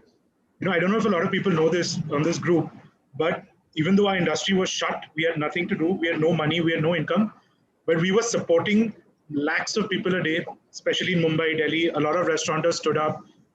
And, that made me feel proud to be a part of this industry. I'm not a third generation or second generation hospitality. I'm a new entrepreneur myself. I've been an engineer. And seeing people, I was coordinating the activities in Mumbai, and I could see every small restaurant coming in, contributing 1,000 meals, 1,500 meals, all from their own pocket, nothing to, and everyone just doing it. The staff working, even though they're not getting paid, they're making food, and they felt happy doing it. It made me actually realize that what we look for in life is very short, right? You don't need to really look at the bigger picture. Enjoy what you have right now. Do what you're doing. Do it with your heart, and that's all that matters right now. So I'm actually very, very proud to be in this industry, and that's one of the biggest takeaways, that I'm going to be stuck for life. I'm going to make sure my kids do it, and thank you. That's amazing, Pranav. It's you rightly, it's not the longevity of your life, but how large your life is. It's unbelievable. And I think, yes, I've also seen that directly in terms of the spirit of all our members and our families, in not just our immediate family, but people who work with us. It's relentless. I remember the first few days itself, Zoravar was out on the open, doing the Feed the Needy, which, our association took off. He just took his car, he took the food, and the kind of, that's amazing. It doesn't happen. It just comes in from your inside. It's really humbling to see that. Rahul Agrawal, your COVID lessons. Yeah, so, I think what we all learned is, how do you push your organizational limits, right? And this includes becoming more agile because you have no other option, becoming innovative on your product side, working with scarce resources, and also, most importantly, management of your stakeholders, be it your employees, your customers, your vendors, your landlord partners, and everybody, right? And I think we've been running an organization with certain core values, right? And this got tested during this this crisis time. We've always claimed that we are an employee-focused organization, but while you have in the months of, for example, April and May, zero revenue, how do you pay your 7,500 employees, right? So those are the times which we all learn how to navigate. Personally, for us, we also got a bit unlucky because we were on the verge of large capital raise, right? So at that time, what do you do as as 14-year-old organization? There is a way in which things are done in a particular organization. But during COVID time, you turned almost everything upside down, and then start finding things wherein you can see how to cut the flap. So cost, which seemed essential for you, you realize that no, these are not essential, but these are good to have. And during your business pressure time, you discontinue that, and now you realize that these are nothing but permanent savings, which will increase your margins. And on the product side, we have always been a dine-in brand. We have always been very experience focused, and then we realized, delivery also is an opportunity which you can explore when dine-in was not there. and we launched some new products. And today, delivery, to our own surprise, is 20% of our business, which we could have never imagined. I think what we also learned is how do you change the DNA of the organization, which is only focused on dine-in, and see how delivery can coexist as an organization. And I think some of these things would not have been possible, had there been no COVID. So what we also learned is, how do you convert this into an opportunity, which we did and survived. And this is going to continue. My personal sense is that COVID is not going away anytime soon, and we have to all learn to live with this. And as I think Anurag sir said, we have to. There's nothing called pre-COVID. You have to build it right from beginning, and that's what I think every person in the organization has been doing. Oh, well said, Rahul. In fact, yeah, you rightly said. I learned a new word actually. It's called stress PNL. I've heard of PNL, but what is a stress PNL? So, rightly said. As I said, ऐसे करो, वैसे करो. Like, क्या करो? अभी तो सब बंद है. अभी क्या करें अभी? That's what it is. Riaz, super lesson. Sir, super lesson. Sir, आपका नाम राहुल है. आप मेरे से पहले जाएंगे. आपने क्या सीखा? मैं आपको बाद में बताऊंगा सीक्रेट सॉस सबकी सुन के. नहीं ऐसा नहीं होता. Alphabetically. Okay. So one, on a personal basis, you can't let your health go. This is something this is the only body you're going to take out, and this is the only temple that you have. Aayenge, but that will remain. So one thing is that yes, I pumped up myself much harder than I ever did. I started doing yoga with my wife in the morning and gymming with my son in the evening. So it kind of had a great quality time. The other is I'm working from home. I actually closed down my office physically, and I will not open an office now. I've decided till the time, I hope one day maybe, but at this point in time, at least for the next 6 months, I will not have an office. We will work from home. We'll work from outlets. We'll work from a social if we have to, but we will not actually have a physical office. The other thing we did was we definitely looked at numbers, and I said the numbers need simple tweaking. I don't need to make major levers. I just need to do small things. How can I do that? So we created something called less is more. We have a smaller menu. We don't need 50 beers. Nobody's giving me a medal. I don't get a samman from anybody saying, "Aap 50 beer beste ho." Let it be 20 beers. 20 good beers is good enough than 50. Can we? Because I lost 1.5 crores worth of beer also in this COVID because I stock beer, and beer is a product, only liquor in the world which expires, as you know, and nobody's taking it back in any case. So we went through that, and that's a dead loss for us. We didn't lose food as much because we didn't have so much of raw material, but I lost a lot of beer. So less is more is one great lesson we did. The other thing I realized was that keep it simple, really simple. You don't really need to do extraordinary things. And I also learned that today that, just keep your core, which is what we are. Let's not try and experiment too much. Let's go there. I wish home delivery of alcohol was allowed. I would have been a unicorn by now for sure. So right now I'm just a corn. Forget the unicorn or a mini. But yes, at this point in time, yes, that's not allowed. So I can't pivot myself to become a delivery brand. And nobody at the Beer Cafe will order a chili chicken from me, though they come and eat a lot, but they will never order one. So we'll have to figure something around that, which is the need of the hour. The other thing we realized was that stop all these NCKs and stop all the comps and stuff.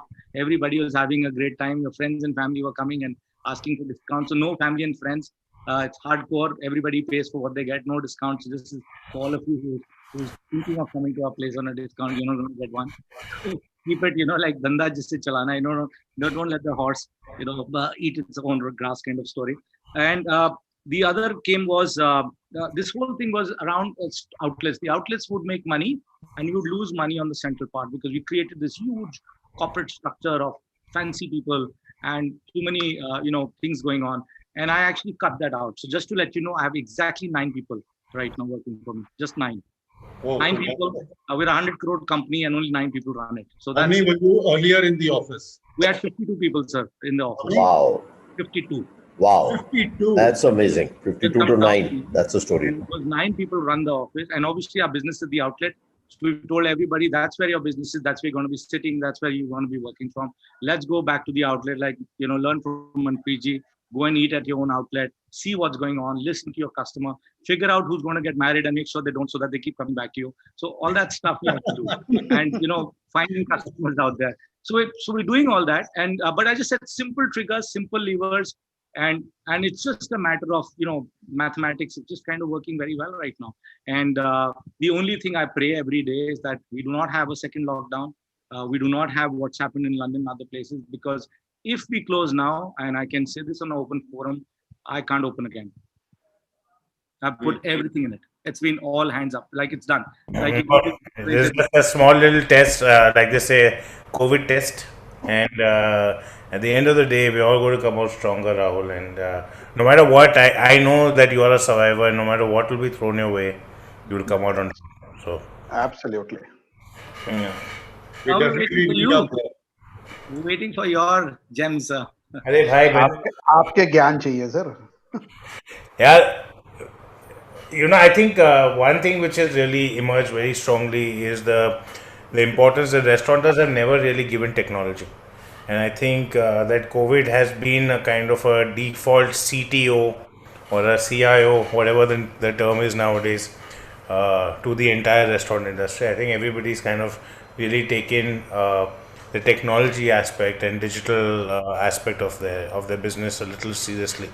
And kudos to NRI for having done so much work and getting so many restaurants along the digital path so quickly. So a great leadership there with Anurag ji, Rahul ji, and as well as Pranav and Thomas, who's not here with us today. I think that technology as part of it really has been important area of focus which has really emerged. I also heard a very interesting story yesterday about a company that's gone to market to raise funds, and they've said business has come back to 70%, but profit has come back 100%, which clearly means that a lot of the fat has come out of the organizations, and hopefully that fat is unlike mine, here to stay, the fat loss. But my fat. I also think that we've been building the organization a little other way around, right? We create a big support structure around our managers, but we really don't empower our managers too much because they are handling a large part of our business. We don't seem to trust our managers, but we created this whole cocoon around our managers, which actually takes away their intrapreneurship.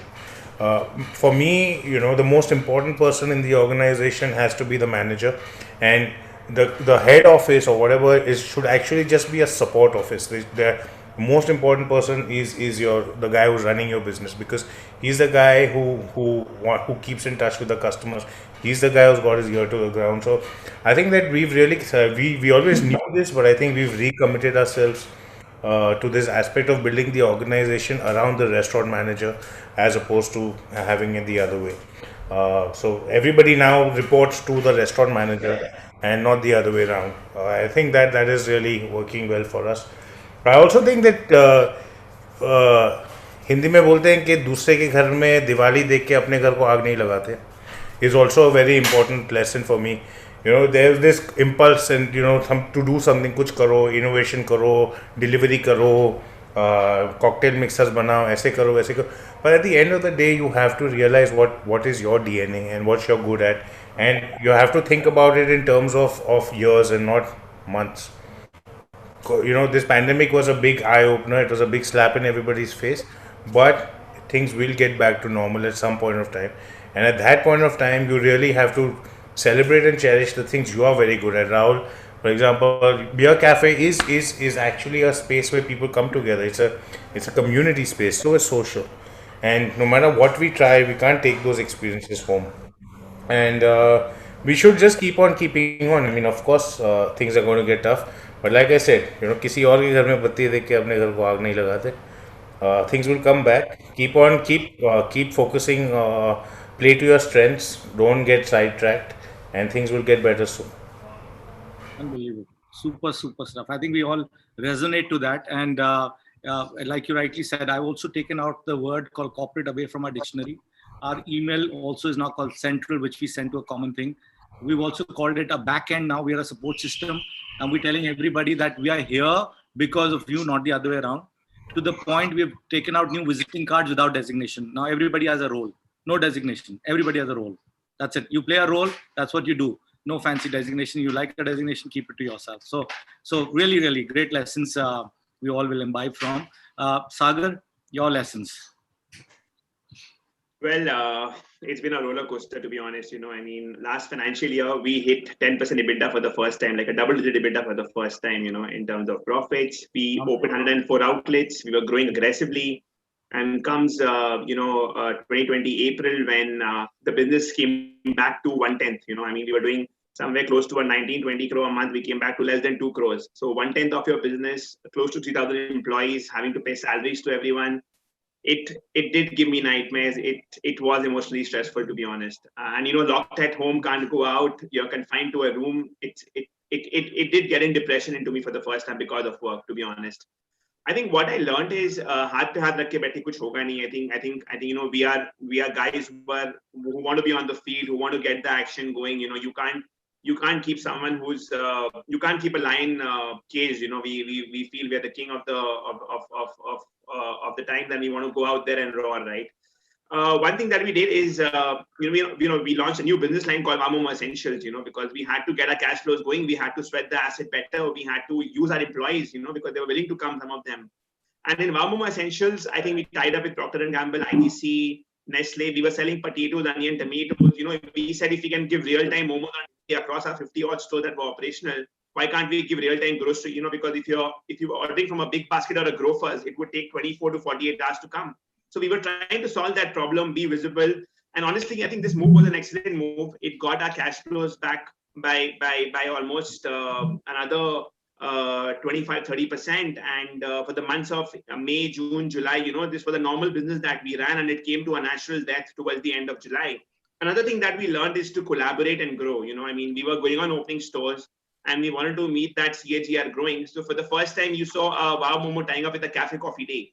And we open up stores inside Cafe Coffee Day. So imagine, I mean, the country's largest coffee chain tying up with the country's largest Momo chain. And it was about spreading the asset better. We took a part of their space. We rented out that space, earnings for them, earnings for us, lesser OPEX, lesser CAPEX.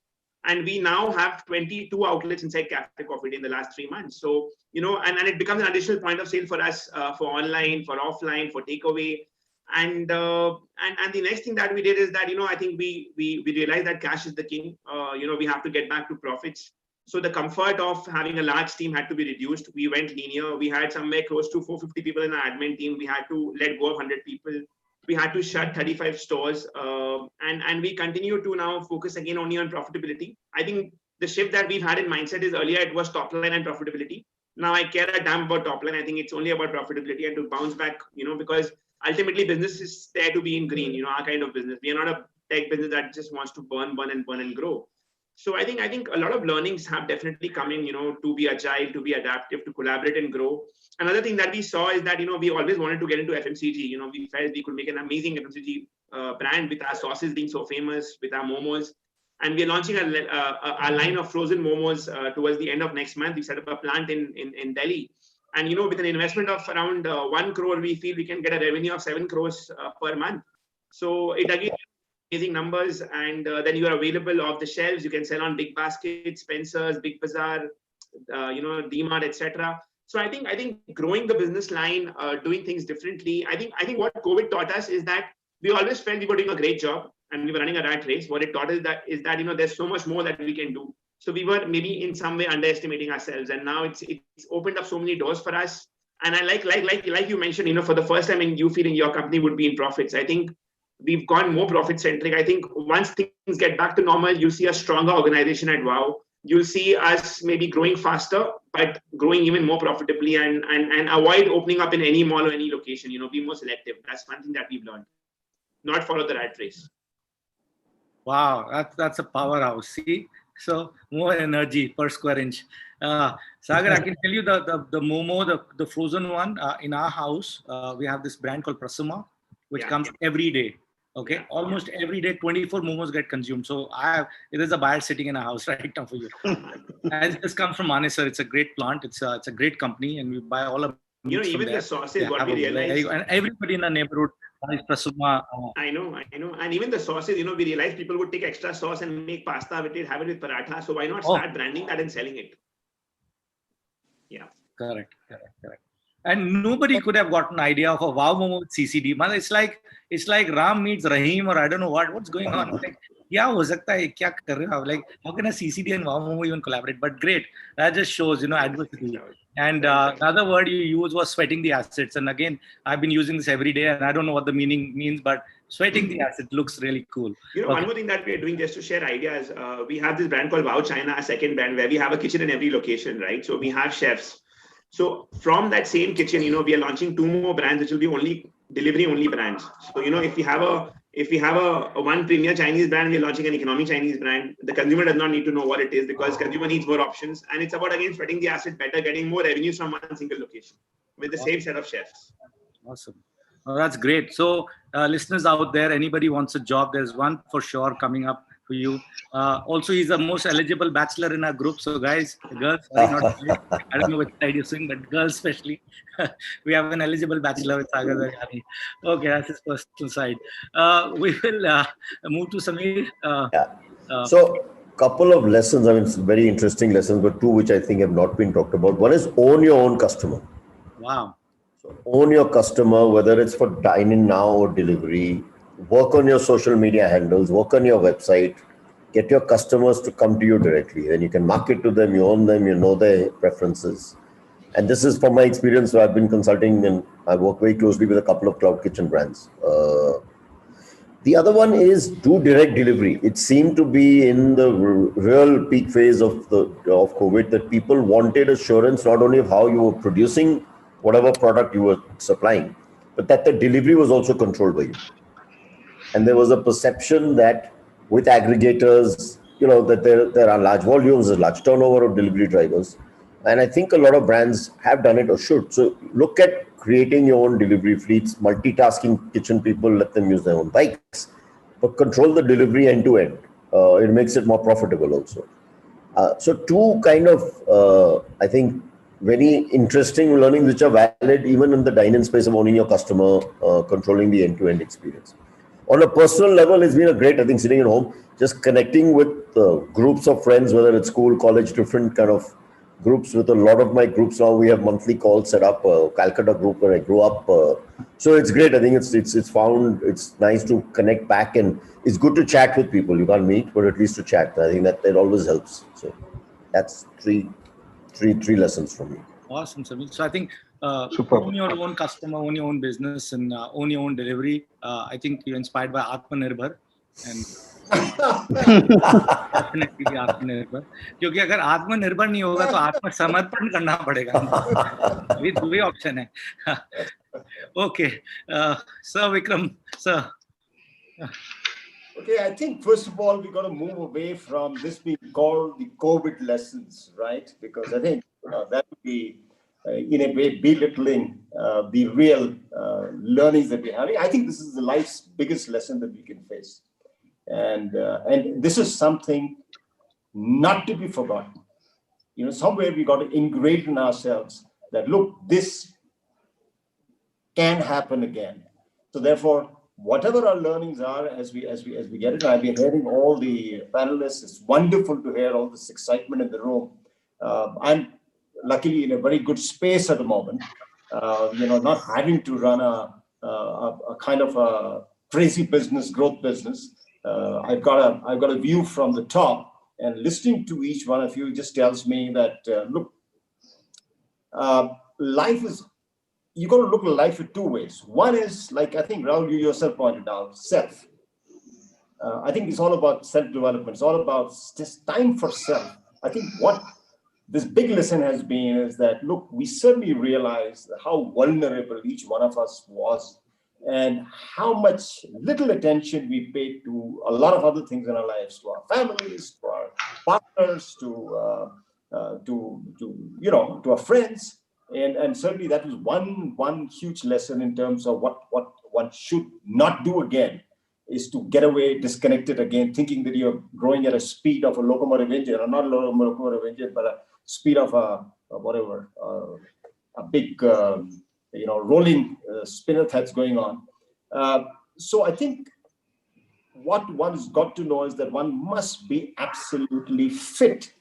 And when I say physically fit, mentally fit, so that you can sustain such pressures in your life as they'll come. They'll come again. Take my word, they'll come again. They're not to let go. It's not to let go at all, right? So what is it that in terms of business one is talking about? And I think a lot has been said. It's very well covered in so many ways. It has been said. Yes, it's a reset button. We all hit a reset button. We are trying to build a business model that is sustainable. And I think that's all is constantly coming back. Is it sustainable that we have additional cash always available in reserves? Is it sustainable in terms of the fact that if I take a hit, I'll be able to, last it out for a few months? So in every manner, we're all learning that this business has to be a sustainable business. And the other thing that I think a lot has been said is what constantly is called the KISS concept, or keep it simple, stupid. So in a way, keep it very simple right now. This is not the time to be extra innovative. And when I said earlier, walk the line, walk straight on the line, irrespective that you've got a few drinks, but still try and walk the straight line as much as possible. You'll start learning how to do it, because this habit of getting diverted spread on the other side. Now, while having said these, and I think that a lot of the other things I've said, I think one of the areas that we are now missing out is to say, what are we going to do when we get our business back? And it may surprise you, the business is going to come back very quickly. Because look, our kind of business where it's all about a lifestyle, it's all about going out, it's all about meeting friends, it's all about meeting partners, has to come back, right? And I'm already seeing it happen in a few food courts that we're running on the highway, incidentally. We're already back to about 105, 106% of turnover that we were doing earlier. Of course, I'm not getting that money right now because I've given all the benefits to the retailers and the restaurateurs there. But that's not the point. The point I'm trying to make is that people are wanting to come out. So what is it that we need to do to keep them coming out? Is not what we need to do in terms of our business, but what do we need to do in terms of their safety? I would say 80% of our time and effort should be spent in ensuring that our customers are safe in our place that they come to. They may be 5 customers or maybe 100 customers. They have to be absolutely safe, because this is the reality that is going to remain with us for a very long time. We have to constantly think about a customer and how safe he is in our premises, in wherever we are. So I think that is that is where the opportunity lies in us refocusing. It's not a question of how many different things that you're doing, but ensuring that you have your customer when they come to you, irrespective they come in 1s and 2s or 10s or 20s or 30s and 50s, they have to be absolutely safe. And I think that will rebuild the business, or rebuild, our, going out business, as we call it, and it'll come back very quickly. I'm seeing it happen. I'm in a small place called Kasoli, but believe me, every weekend there are more people than I can think of, walking around in Chandni Chowk. That's how, keen people are to get out again. So I think we need to start thinking about what do we need to do to kind of get them, because the business is going to come back, and when it comes back, let's not forget our lessons. That's the important learning. Really coming really from you. It encompasses everything that we've spoken right now. And I can just really quote that success is not final. Failure is not fatal. It is the courage to continue that counts. And that's what we all need. And that's what we will learn from you. Moving to Zorawar, COVID lessons, and not COVID lessons like Sir said, can't be called a COVID lesson. Unmute. Learnings of the times. Yeah, can you hear me? Okay. So, there are a couple of things that, not a couple, actually 4 things in particular. Obviously, most of the points have already been covered by my esteemed panelists. But there are a couple of things that I think are essential, not just to reboot ourselves, to rethink our businesses, to retool our businesses, but just in general going forward. And let me start off by building more on what Pranav said. He mentioned something about the incredible campaign by the NRAI to feed the needy. I think what that particular campaign has done for me is it has not just restored, I already had faith in humanity, but it's definitely increased my faith in humanity. What started off as a small fledgling operation at a grassroots level by various people individually snowballed into this huge thing that the NRAI spearheaded beautifully across 6 cities. And I believe at last count, we had fed, I think, 70, 80 lakh people. Correct me, Anuragji, you would know the numbers better, but the numbers were 67. Huge. 67, so I was pretty close. So 70 lakh people almost to be fed in what we had planned initially, 50, and we increased that. But, it's not about the fact that people were fed. It's not about the fact that, people that were needy were given a support system. It's the way that the whole industry got together. It kind of was a showcase and we were a standard bearer, a torch bearer for what industries and conglomerates and associations should do, especially in times of need, because these are our countrymen. And in this day and age, I think we all realize that there's no chance anybody should go hungry or die of hunger.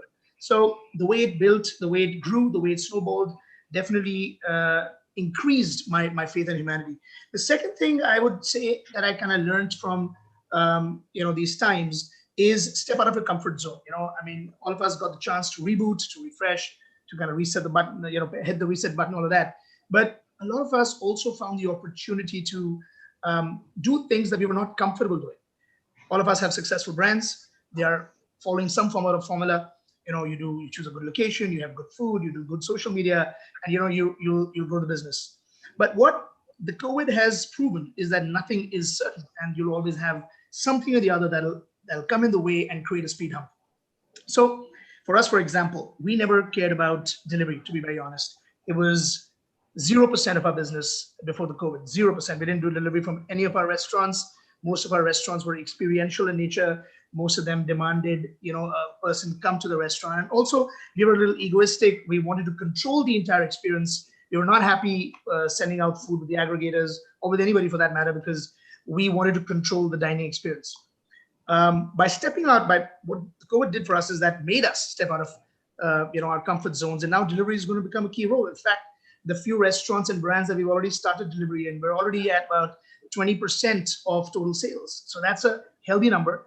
Do we think it'll ever overtake dine-in? No, we're always going to be focused. Dine-in is our main focus, and it'll remain so. But definitely no harm in adding on an extra vertical that definitely takes the profitability notch a little bit higher.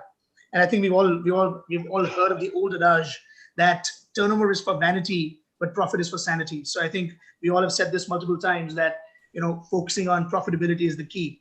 The third thing I would say that I have learned as a result of this COVID, and again I don't want to repeat, is to find an opportunity in every crisis, to find a silver lining. The initial few days I was, like most of us, distraught, on the verge of feeling depressed. What to do? There was no light at the end of the tunnel. There was no hope for the future. A company doing employing thousands of people in so many countries was not able to even generate a single rupee in revenue. But I think what I kind of gained personally from that time off was that I started to think in a different manner, something that my brain was not hardwired to do. I started to search for a positivity in the whole thing. And as all my my colleagues have said before me, what that made me do is obviously rethink the business, rejig the business, look at the P&L in a way I'd never looked at, remove all ego from the equation. It's not about how many people you hire, it's about how many people you keep happy and how many people you can continue to employ should, the parochial SHIT hit the fan. And I think that's what also kind of gave us an opportunity that will help us more than any other aspect. So the silver lining, in fact, a very, very major positive for all of us here, and we all said this, is that looking at costs is going to become a very intrinsic part of our job as administrators. And then, the last thing I would say is be shameless. And what I mean by shameless is, again, not just remove the ego, be shameless to negotiate with your landlords. There's an old adage, again, I'm going to say, कि अगर मांगोगे नहीं तो मिलेगा कैसे? So be shameless in negotiation. Ask for the moon, you might get to the stars. And I think that's really helped us. We've been able to negotiate really hard with landlords. We've also been able to negotiate very hard with vendors, with various other ancillary services that we've been employing. And the beauty is that everybody has understood, everybody's come to the table, everybody has been amicable. There's not a single association of ours that has turned sour. In fact, I think because of the common problems that we're all facing, our relationships with our vendors, our employees, our vendors, and our landlords has actually increased and become significantly more robust, significantly stronger. So I think, apart from just, the physical, the monetary aspect, the human aspect has become stronger. My relationships with people, my relationships with my entire ecosystem that forms the restaurant business has become infinitely stronger. I've met vendors that I had never met before. And not a single vendor called us. Obviously restaurants have been shut for 6 months. March payments were due. Not a single vendor reached out. Not a single person came to the forefront to ask for money or anything of that kind. So I think the human aspect of the learning has been fundamental and extremely important, and something that I'll cherish and I'll maybe thank this time for. Awesome, Zorawar. Really well said. And I think the word shameless can be converted into ruthless. So you have to be. I think we have 10 more minutes left at 7:20, and I've been watching the clock. So I don't know if there is a images group coordinator here. Do we have Q&A or a chat, anything? I don't know if you're live like that I can have chats. If there is any Q&A, just cue us for that. Otherwise, we've got 10 minutes and I can then, close the session with asking some rapid questions. Rahul, I have one thing to say. Yes, sir. And this is for our entire fraternity, that we should not flout any of these rules of distancing, etc. Because if we do that, not only are we harming ourselves as personally our own restaurants, but we are harming the whole industry. And I think that's extremely important. The word should be there that one should keep and be safe and look after our guests who are coming, and they must, have your social distancing. Like some bar showed that everybody was there without mask, and there were more than 150 odd people in that small area. This should definitely be discouraged. Absolutely, sir. Really brought the right point, because we can't have this closed down because it's been painful and extremely nerve-wracking for all of us to actually reopen. But to close out again, it's going to be, a kind of a death knell. So really well said. And I think we will all do that in our own capacities, and, try and figure out who's doing it, and, humbly request that just don't do this, because it takes 2 minutes for our authority to close down anything that happens. Now that I don't have any Q&As coming up on our Zoom window here, what I'll do is I'll go to my last question, which is going to be more like a single sentence. We're all tired, and I'm sure we'll just keep it very simple, because that's the theme of the session. It says, how do we kickstart? And it says, how do we kickstart the F&B consumption? I wish I knew the answer, because then I would be doing it, not sitting on the session right now. But because I don't have the answer, I would like to hear from all of you as to, in a single simple line, how would you like to kickstart or kick ass right now, literally, the F&B consumption? So with no alphabets here, I'll just go with Samir first. Samir. Quickly, so I think if the government's not doing it, do your own eat out scheme like England did. Really do your own thing. Let it be radical. Do something to drive customers back. Nice. And the other quick thing is confidence. You got to build and keep customer trust and confidence. Nice. This period. Nice. Perfect. Gautam Gupta, one line. Sorry, just I'll say 4 words. I think this is summary of this. So assurance, value, new avenues, and empower your team. Okay, super. Fair enough. Thank you so much for that. Abhiraj, what would be your line? I just think that we are in the business of making people, our guests feel comfortable and good about themselves, right? And their safety will make them feel good about themselves. So we need to use all our platforms, all our social media handles, etc., to show and actually make videos to show people on how we're actually looking after every guest that's coming in, making them feel comfortable, and that's what's going to lead to consumption. So that's the idea. Well said. Yeah, we look after them, they look after us for sure. Definitely. Sir, Vikram, sir, your line. Don't think customer wallet, think customer safety. Super. Monishji.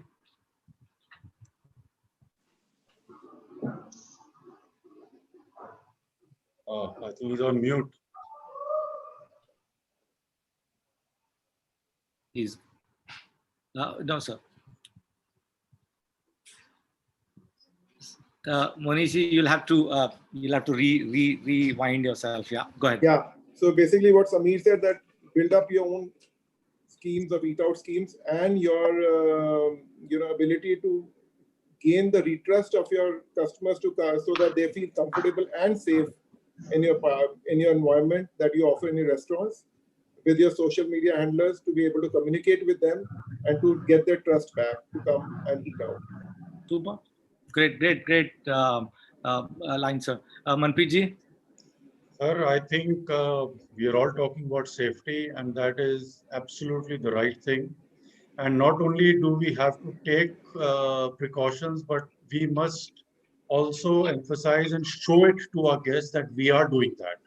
Because that is where the confidence is, and that if you keep one customer happy, he will go out and he'll shout out that your particular place is safe and you should go there. Sure. So been hearing safety. I think safety and trust and faith are great words, sir. Rahul, your views on? So our mantra would be keep your guests and your employees happy, and the business will happen. Awesome. Simple. Very good. Very nice. Zorawar? Be responsible, engage with their consumer, and help build confidence. Once confidence returns, they will start coming out again. Nice. I think for me, it's going to be reconnect with the customer and get them to order direct. We need to reclaim our customer again. And that's going to be the mantra for me to get back into business. Did I hear the word order direct? Yes. You're spilling the beans. Okay, good. Riyaz ji, order direct, sir.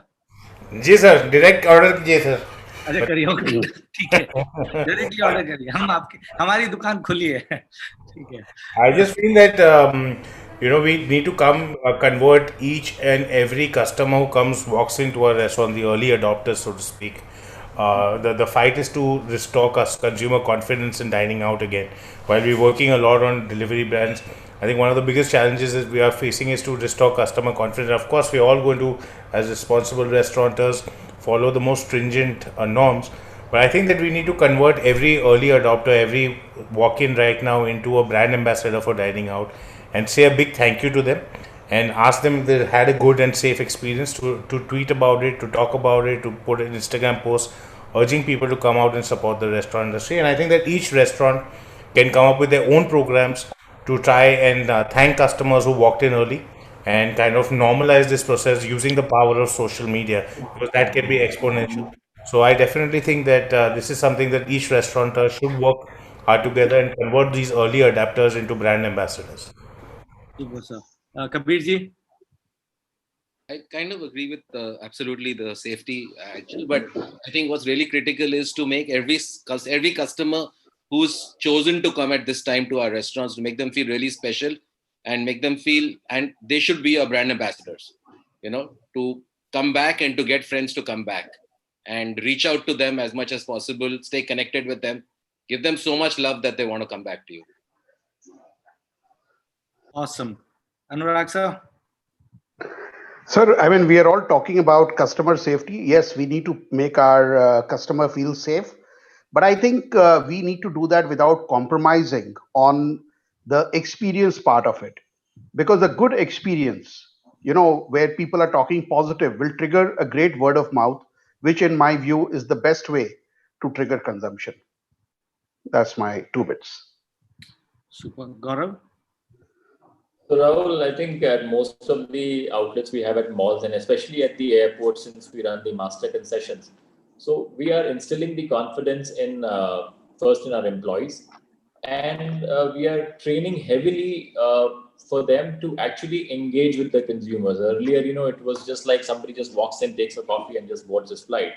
So we are actually training them, taking this time that we have to training them to build relationships, because most of the travelers we have out of these airports, most of them are very regular, traveling every week or twice a week. So I think that's the way to go for us. Awesome. So it's coming to 7:30, another 15 seconds, being able to exactly do this on time. So I'll have to thank you all for this. I will end this session my own way, saying that sometimes life takes you in a direction you never saw yourself going, but it turns out to be the best road you have ever taken. So if anybody's got that best road, please give me a call. I'll be your companion. That's what I'm. We've been extended about 5 minutes. I just got a WhatsApp saying that the next session is running. So we've got 5 minutes. If the session's technically over, you can walk out of this if you feel like right now. But there are two people here who really have a lot of shairi in them. I know Anurag and Riaz both have this inside. उनके अंदर वो है एक कला जो हम सुनना चाहेंगे. Anurag, please आप कुछ तो बोलिए. मतलब I don't understand most of it, but बड़ा सुनने मजा आता है. नहीं, मेरे ऊपर ये कब से तोहमत लगा दिया आपने कि हमें शायरी आती है. आप इतना अच्छा लिखते हो, इतना बढ़िया बात. जब भी WhatsApp पे देखता हूँ मैं उसको ना गूगल करके देखता हूँ वो बोल क्या रहा है. नहीं ऐसा कुछ नहीं है. मैं वो बोला था ना, एक जमाने में ऐसा लग रहा था कि बड़े बेकार होके घूम रहे हैं. सो उस पे मैंने कुछ लिखा था जो मैं यहाँ बोलता हूँ आपको. ब्यूटीफुल. बेकारी के दौर की मियाद क्या कहें कितनी लंबी हो गई है मेरे दोस्त. पहले तो कभी कभार मशक्कत दूर से देखकर थोड़ा मुस्कुराकर हमारा थोड़ा मजाक बनाती थी, और अब तो आलम यह है कि मसरूफियत भी करीब आकर बेझिझक और बेखौफ हमारी खिल्ली उड़ा जाती है. वाह वाह वाह. For what ever it is worth. Rahul ने बता दिया तो बोलना पड़ा. याद भाई. What did I do now? ये सब कुछ बोलिए sir. You have to beat that, Riaz. Yes. It's very impossible. I can't do that. No, I pass. Who's the next? Sir मैं बोल सकता हूँ सर. एक मैं बोल सकता हूँ. टीचर बोलता है what's in Hindi English proverb says out of frying pan into the fire. आपने सुना होगा out of frying pan into the fire. अरे मुझे पता है वाला. उत्तर प्रदेश की सीमा समाप्त हो गई, बिहार चालू हो गया. अरे माय गॉड. अरे boss, Rahul, I was going to say the same one, but I thought it would be politically incorrect. खत्म हो गया सेशन. अभी रिकॉर्ड हो रहा है गाइस, बी केयरफुल है. I can't believe this. Actually cannot believe that the same thing came in my head right at that second. Look, we are brothers from another mother. I can't believe this. It's uncanny. Anybody we don't know about? Maybe Gaurav and Abhiraji and Gautam, we don't know well about you. I'm sure there's something you could do. No? Sameer को कुछ बोलना चाहिए. No, I unfortunately can't offer any shairi or anything. There's no repertoire of jokes. Sameer, you can sing for us. No chance. The session will come to a rapid end. एक अभी पीछे rapid fire कर लो एक. Session में किसी ने बोला था कि you should conserve cash and property अपनी, gold अपनी. So I was just reading somewhere, it says आज का gold का price is 57,000 rupees for 10 grams. So interesting economics is a 1990 1 kilo gold meant a Maruti 800. 2000 it meant 1 kg meant a steam car. 2005 it meant a Innova SUV car. 2010 1 kg of gold became a Fortuner car. 2020 it's equivalent to a BMW X5. अभी एक साल के अपने 10 साल और रखिए, you might buy a private jet. So एक kilo सोना अपने पास रखिए. रेस्टोरेंट मत खोलिए. या गोल्ड में डालो या रिलायंस के स्टॉक खरीदो. रिलायंस के स्टॉक खरीदो. भाई साहब देखो, जिंदगी में सुख सब कुछ नहीं होता है. कभी कभी रेस्टोरेंट भी खोलने चाहिए. ठीक है जी. Good one. Super. So we will end this here, guys. I've been given this. Okay. Thank you. Thank you, everyone. Thank you, Rahul, for being a wonderful moderator, Rahul. Yeah, as always. Thank you. Good to see everyone. That's the reason why I came on the show. No, thank you so much, sir. Thank you so much. All right. Now, the land of Nawabs, poetry and culture welcomes the crown jewel in the heart of the city, the Phoenix Palacio, a true expression of matchless architectural styles from both the Mughal and British eras. bask in the palatial spaces of the Palacio, spread over 1 million square feet, or revel in the sights and sounds of the luxurious interiors. Indulge amongst 300 brands and more from across the world.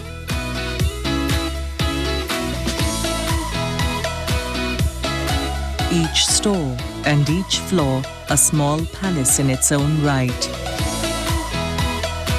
And Phoenix Palacio prioritizes the well-being and safety of its shoppers, implementing best global practice in its safety procedures, making the shopping experience as safe as it is royal.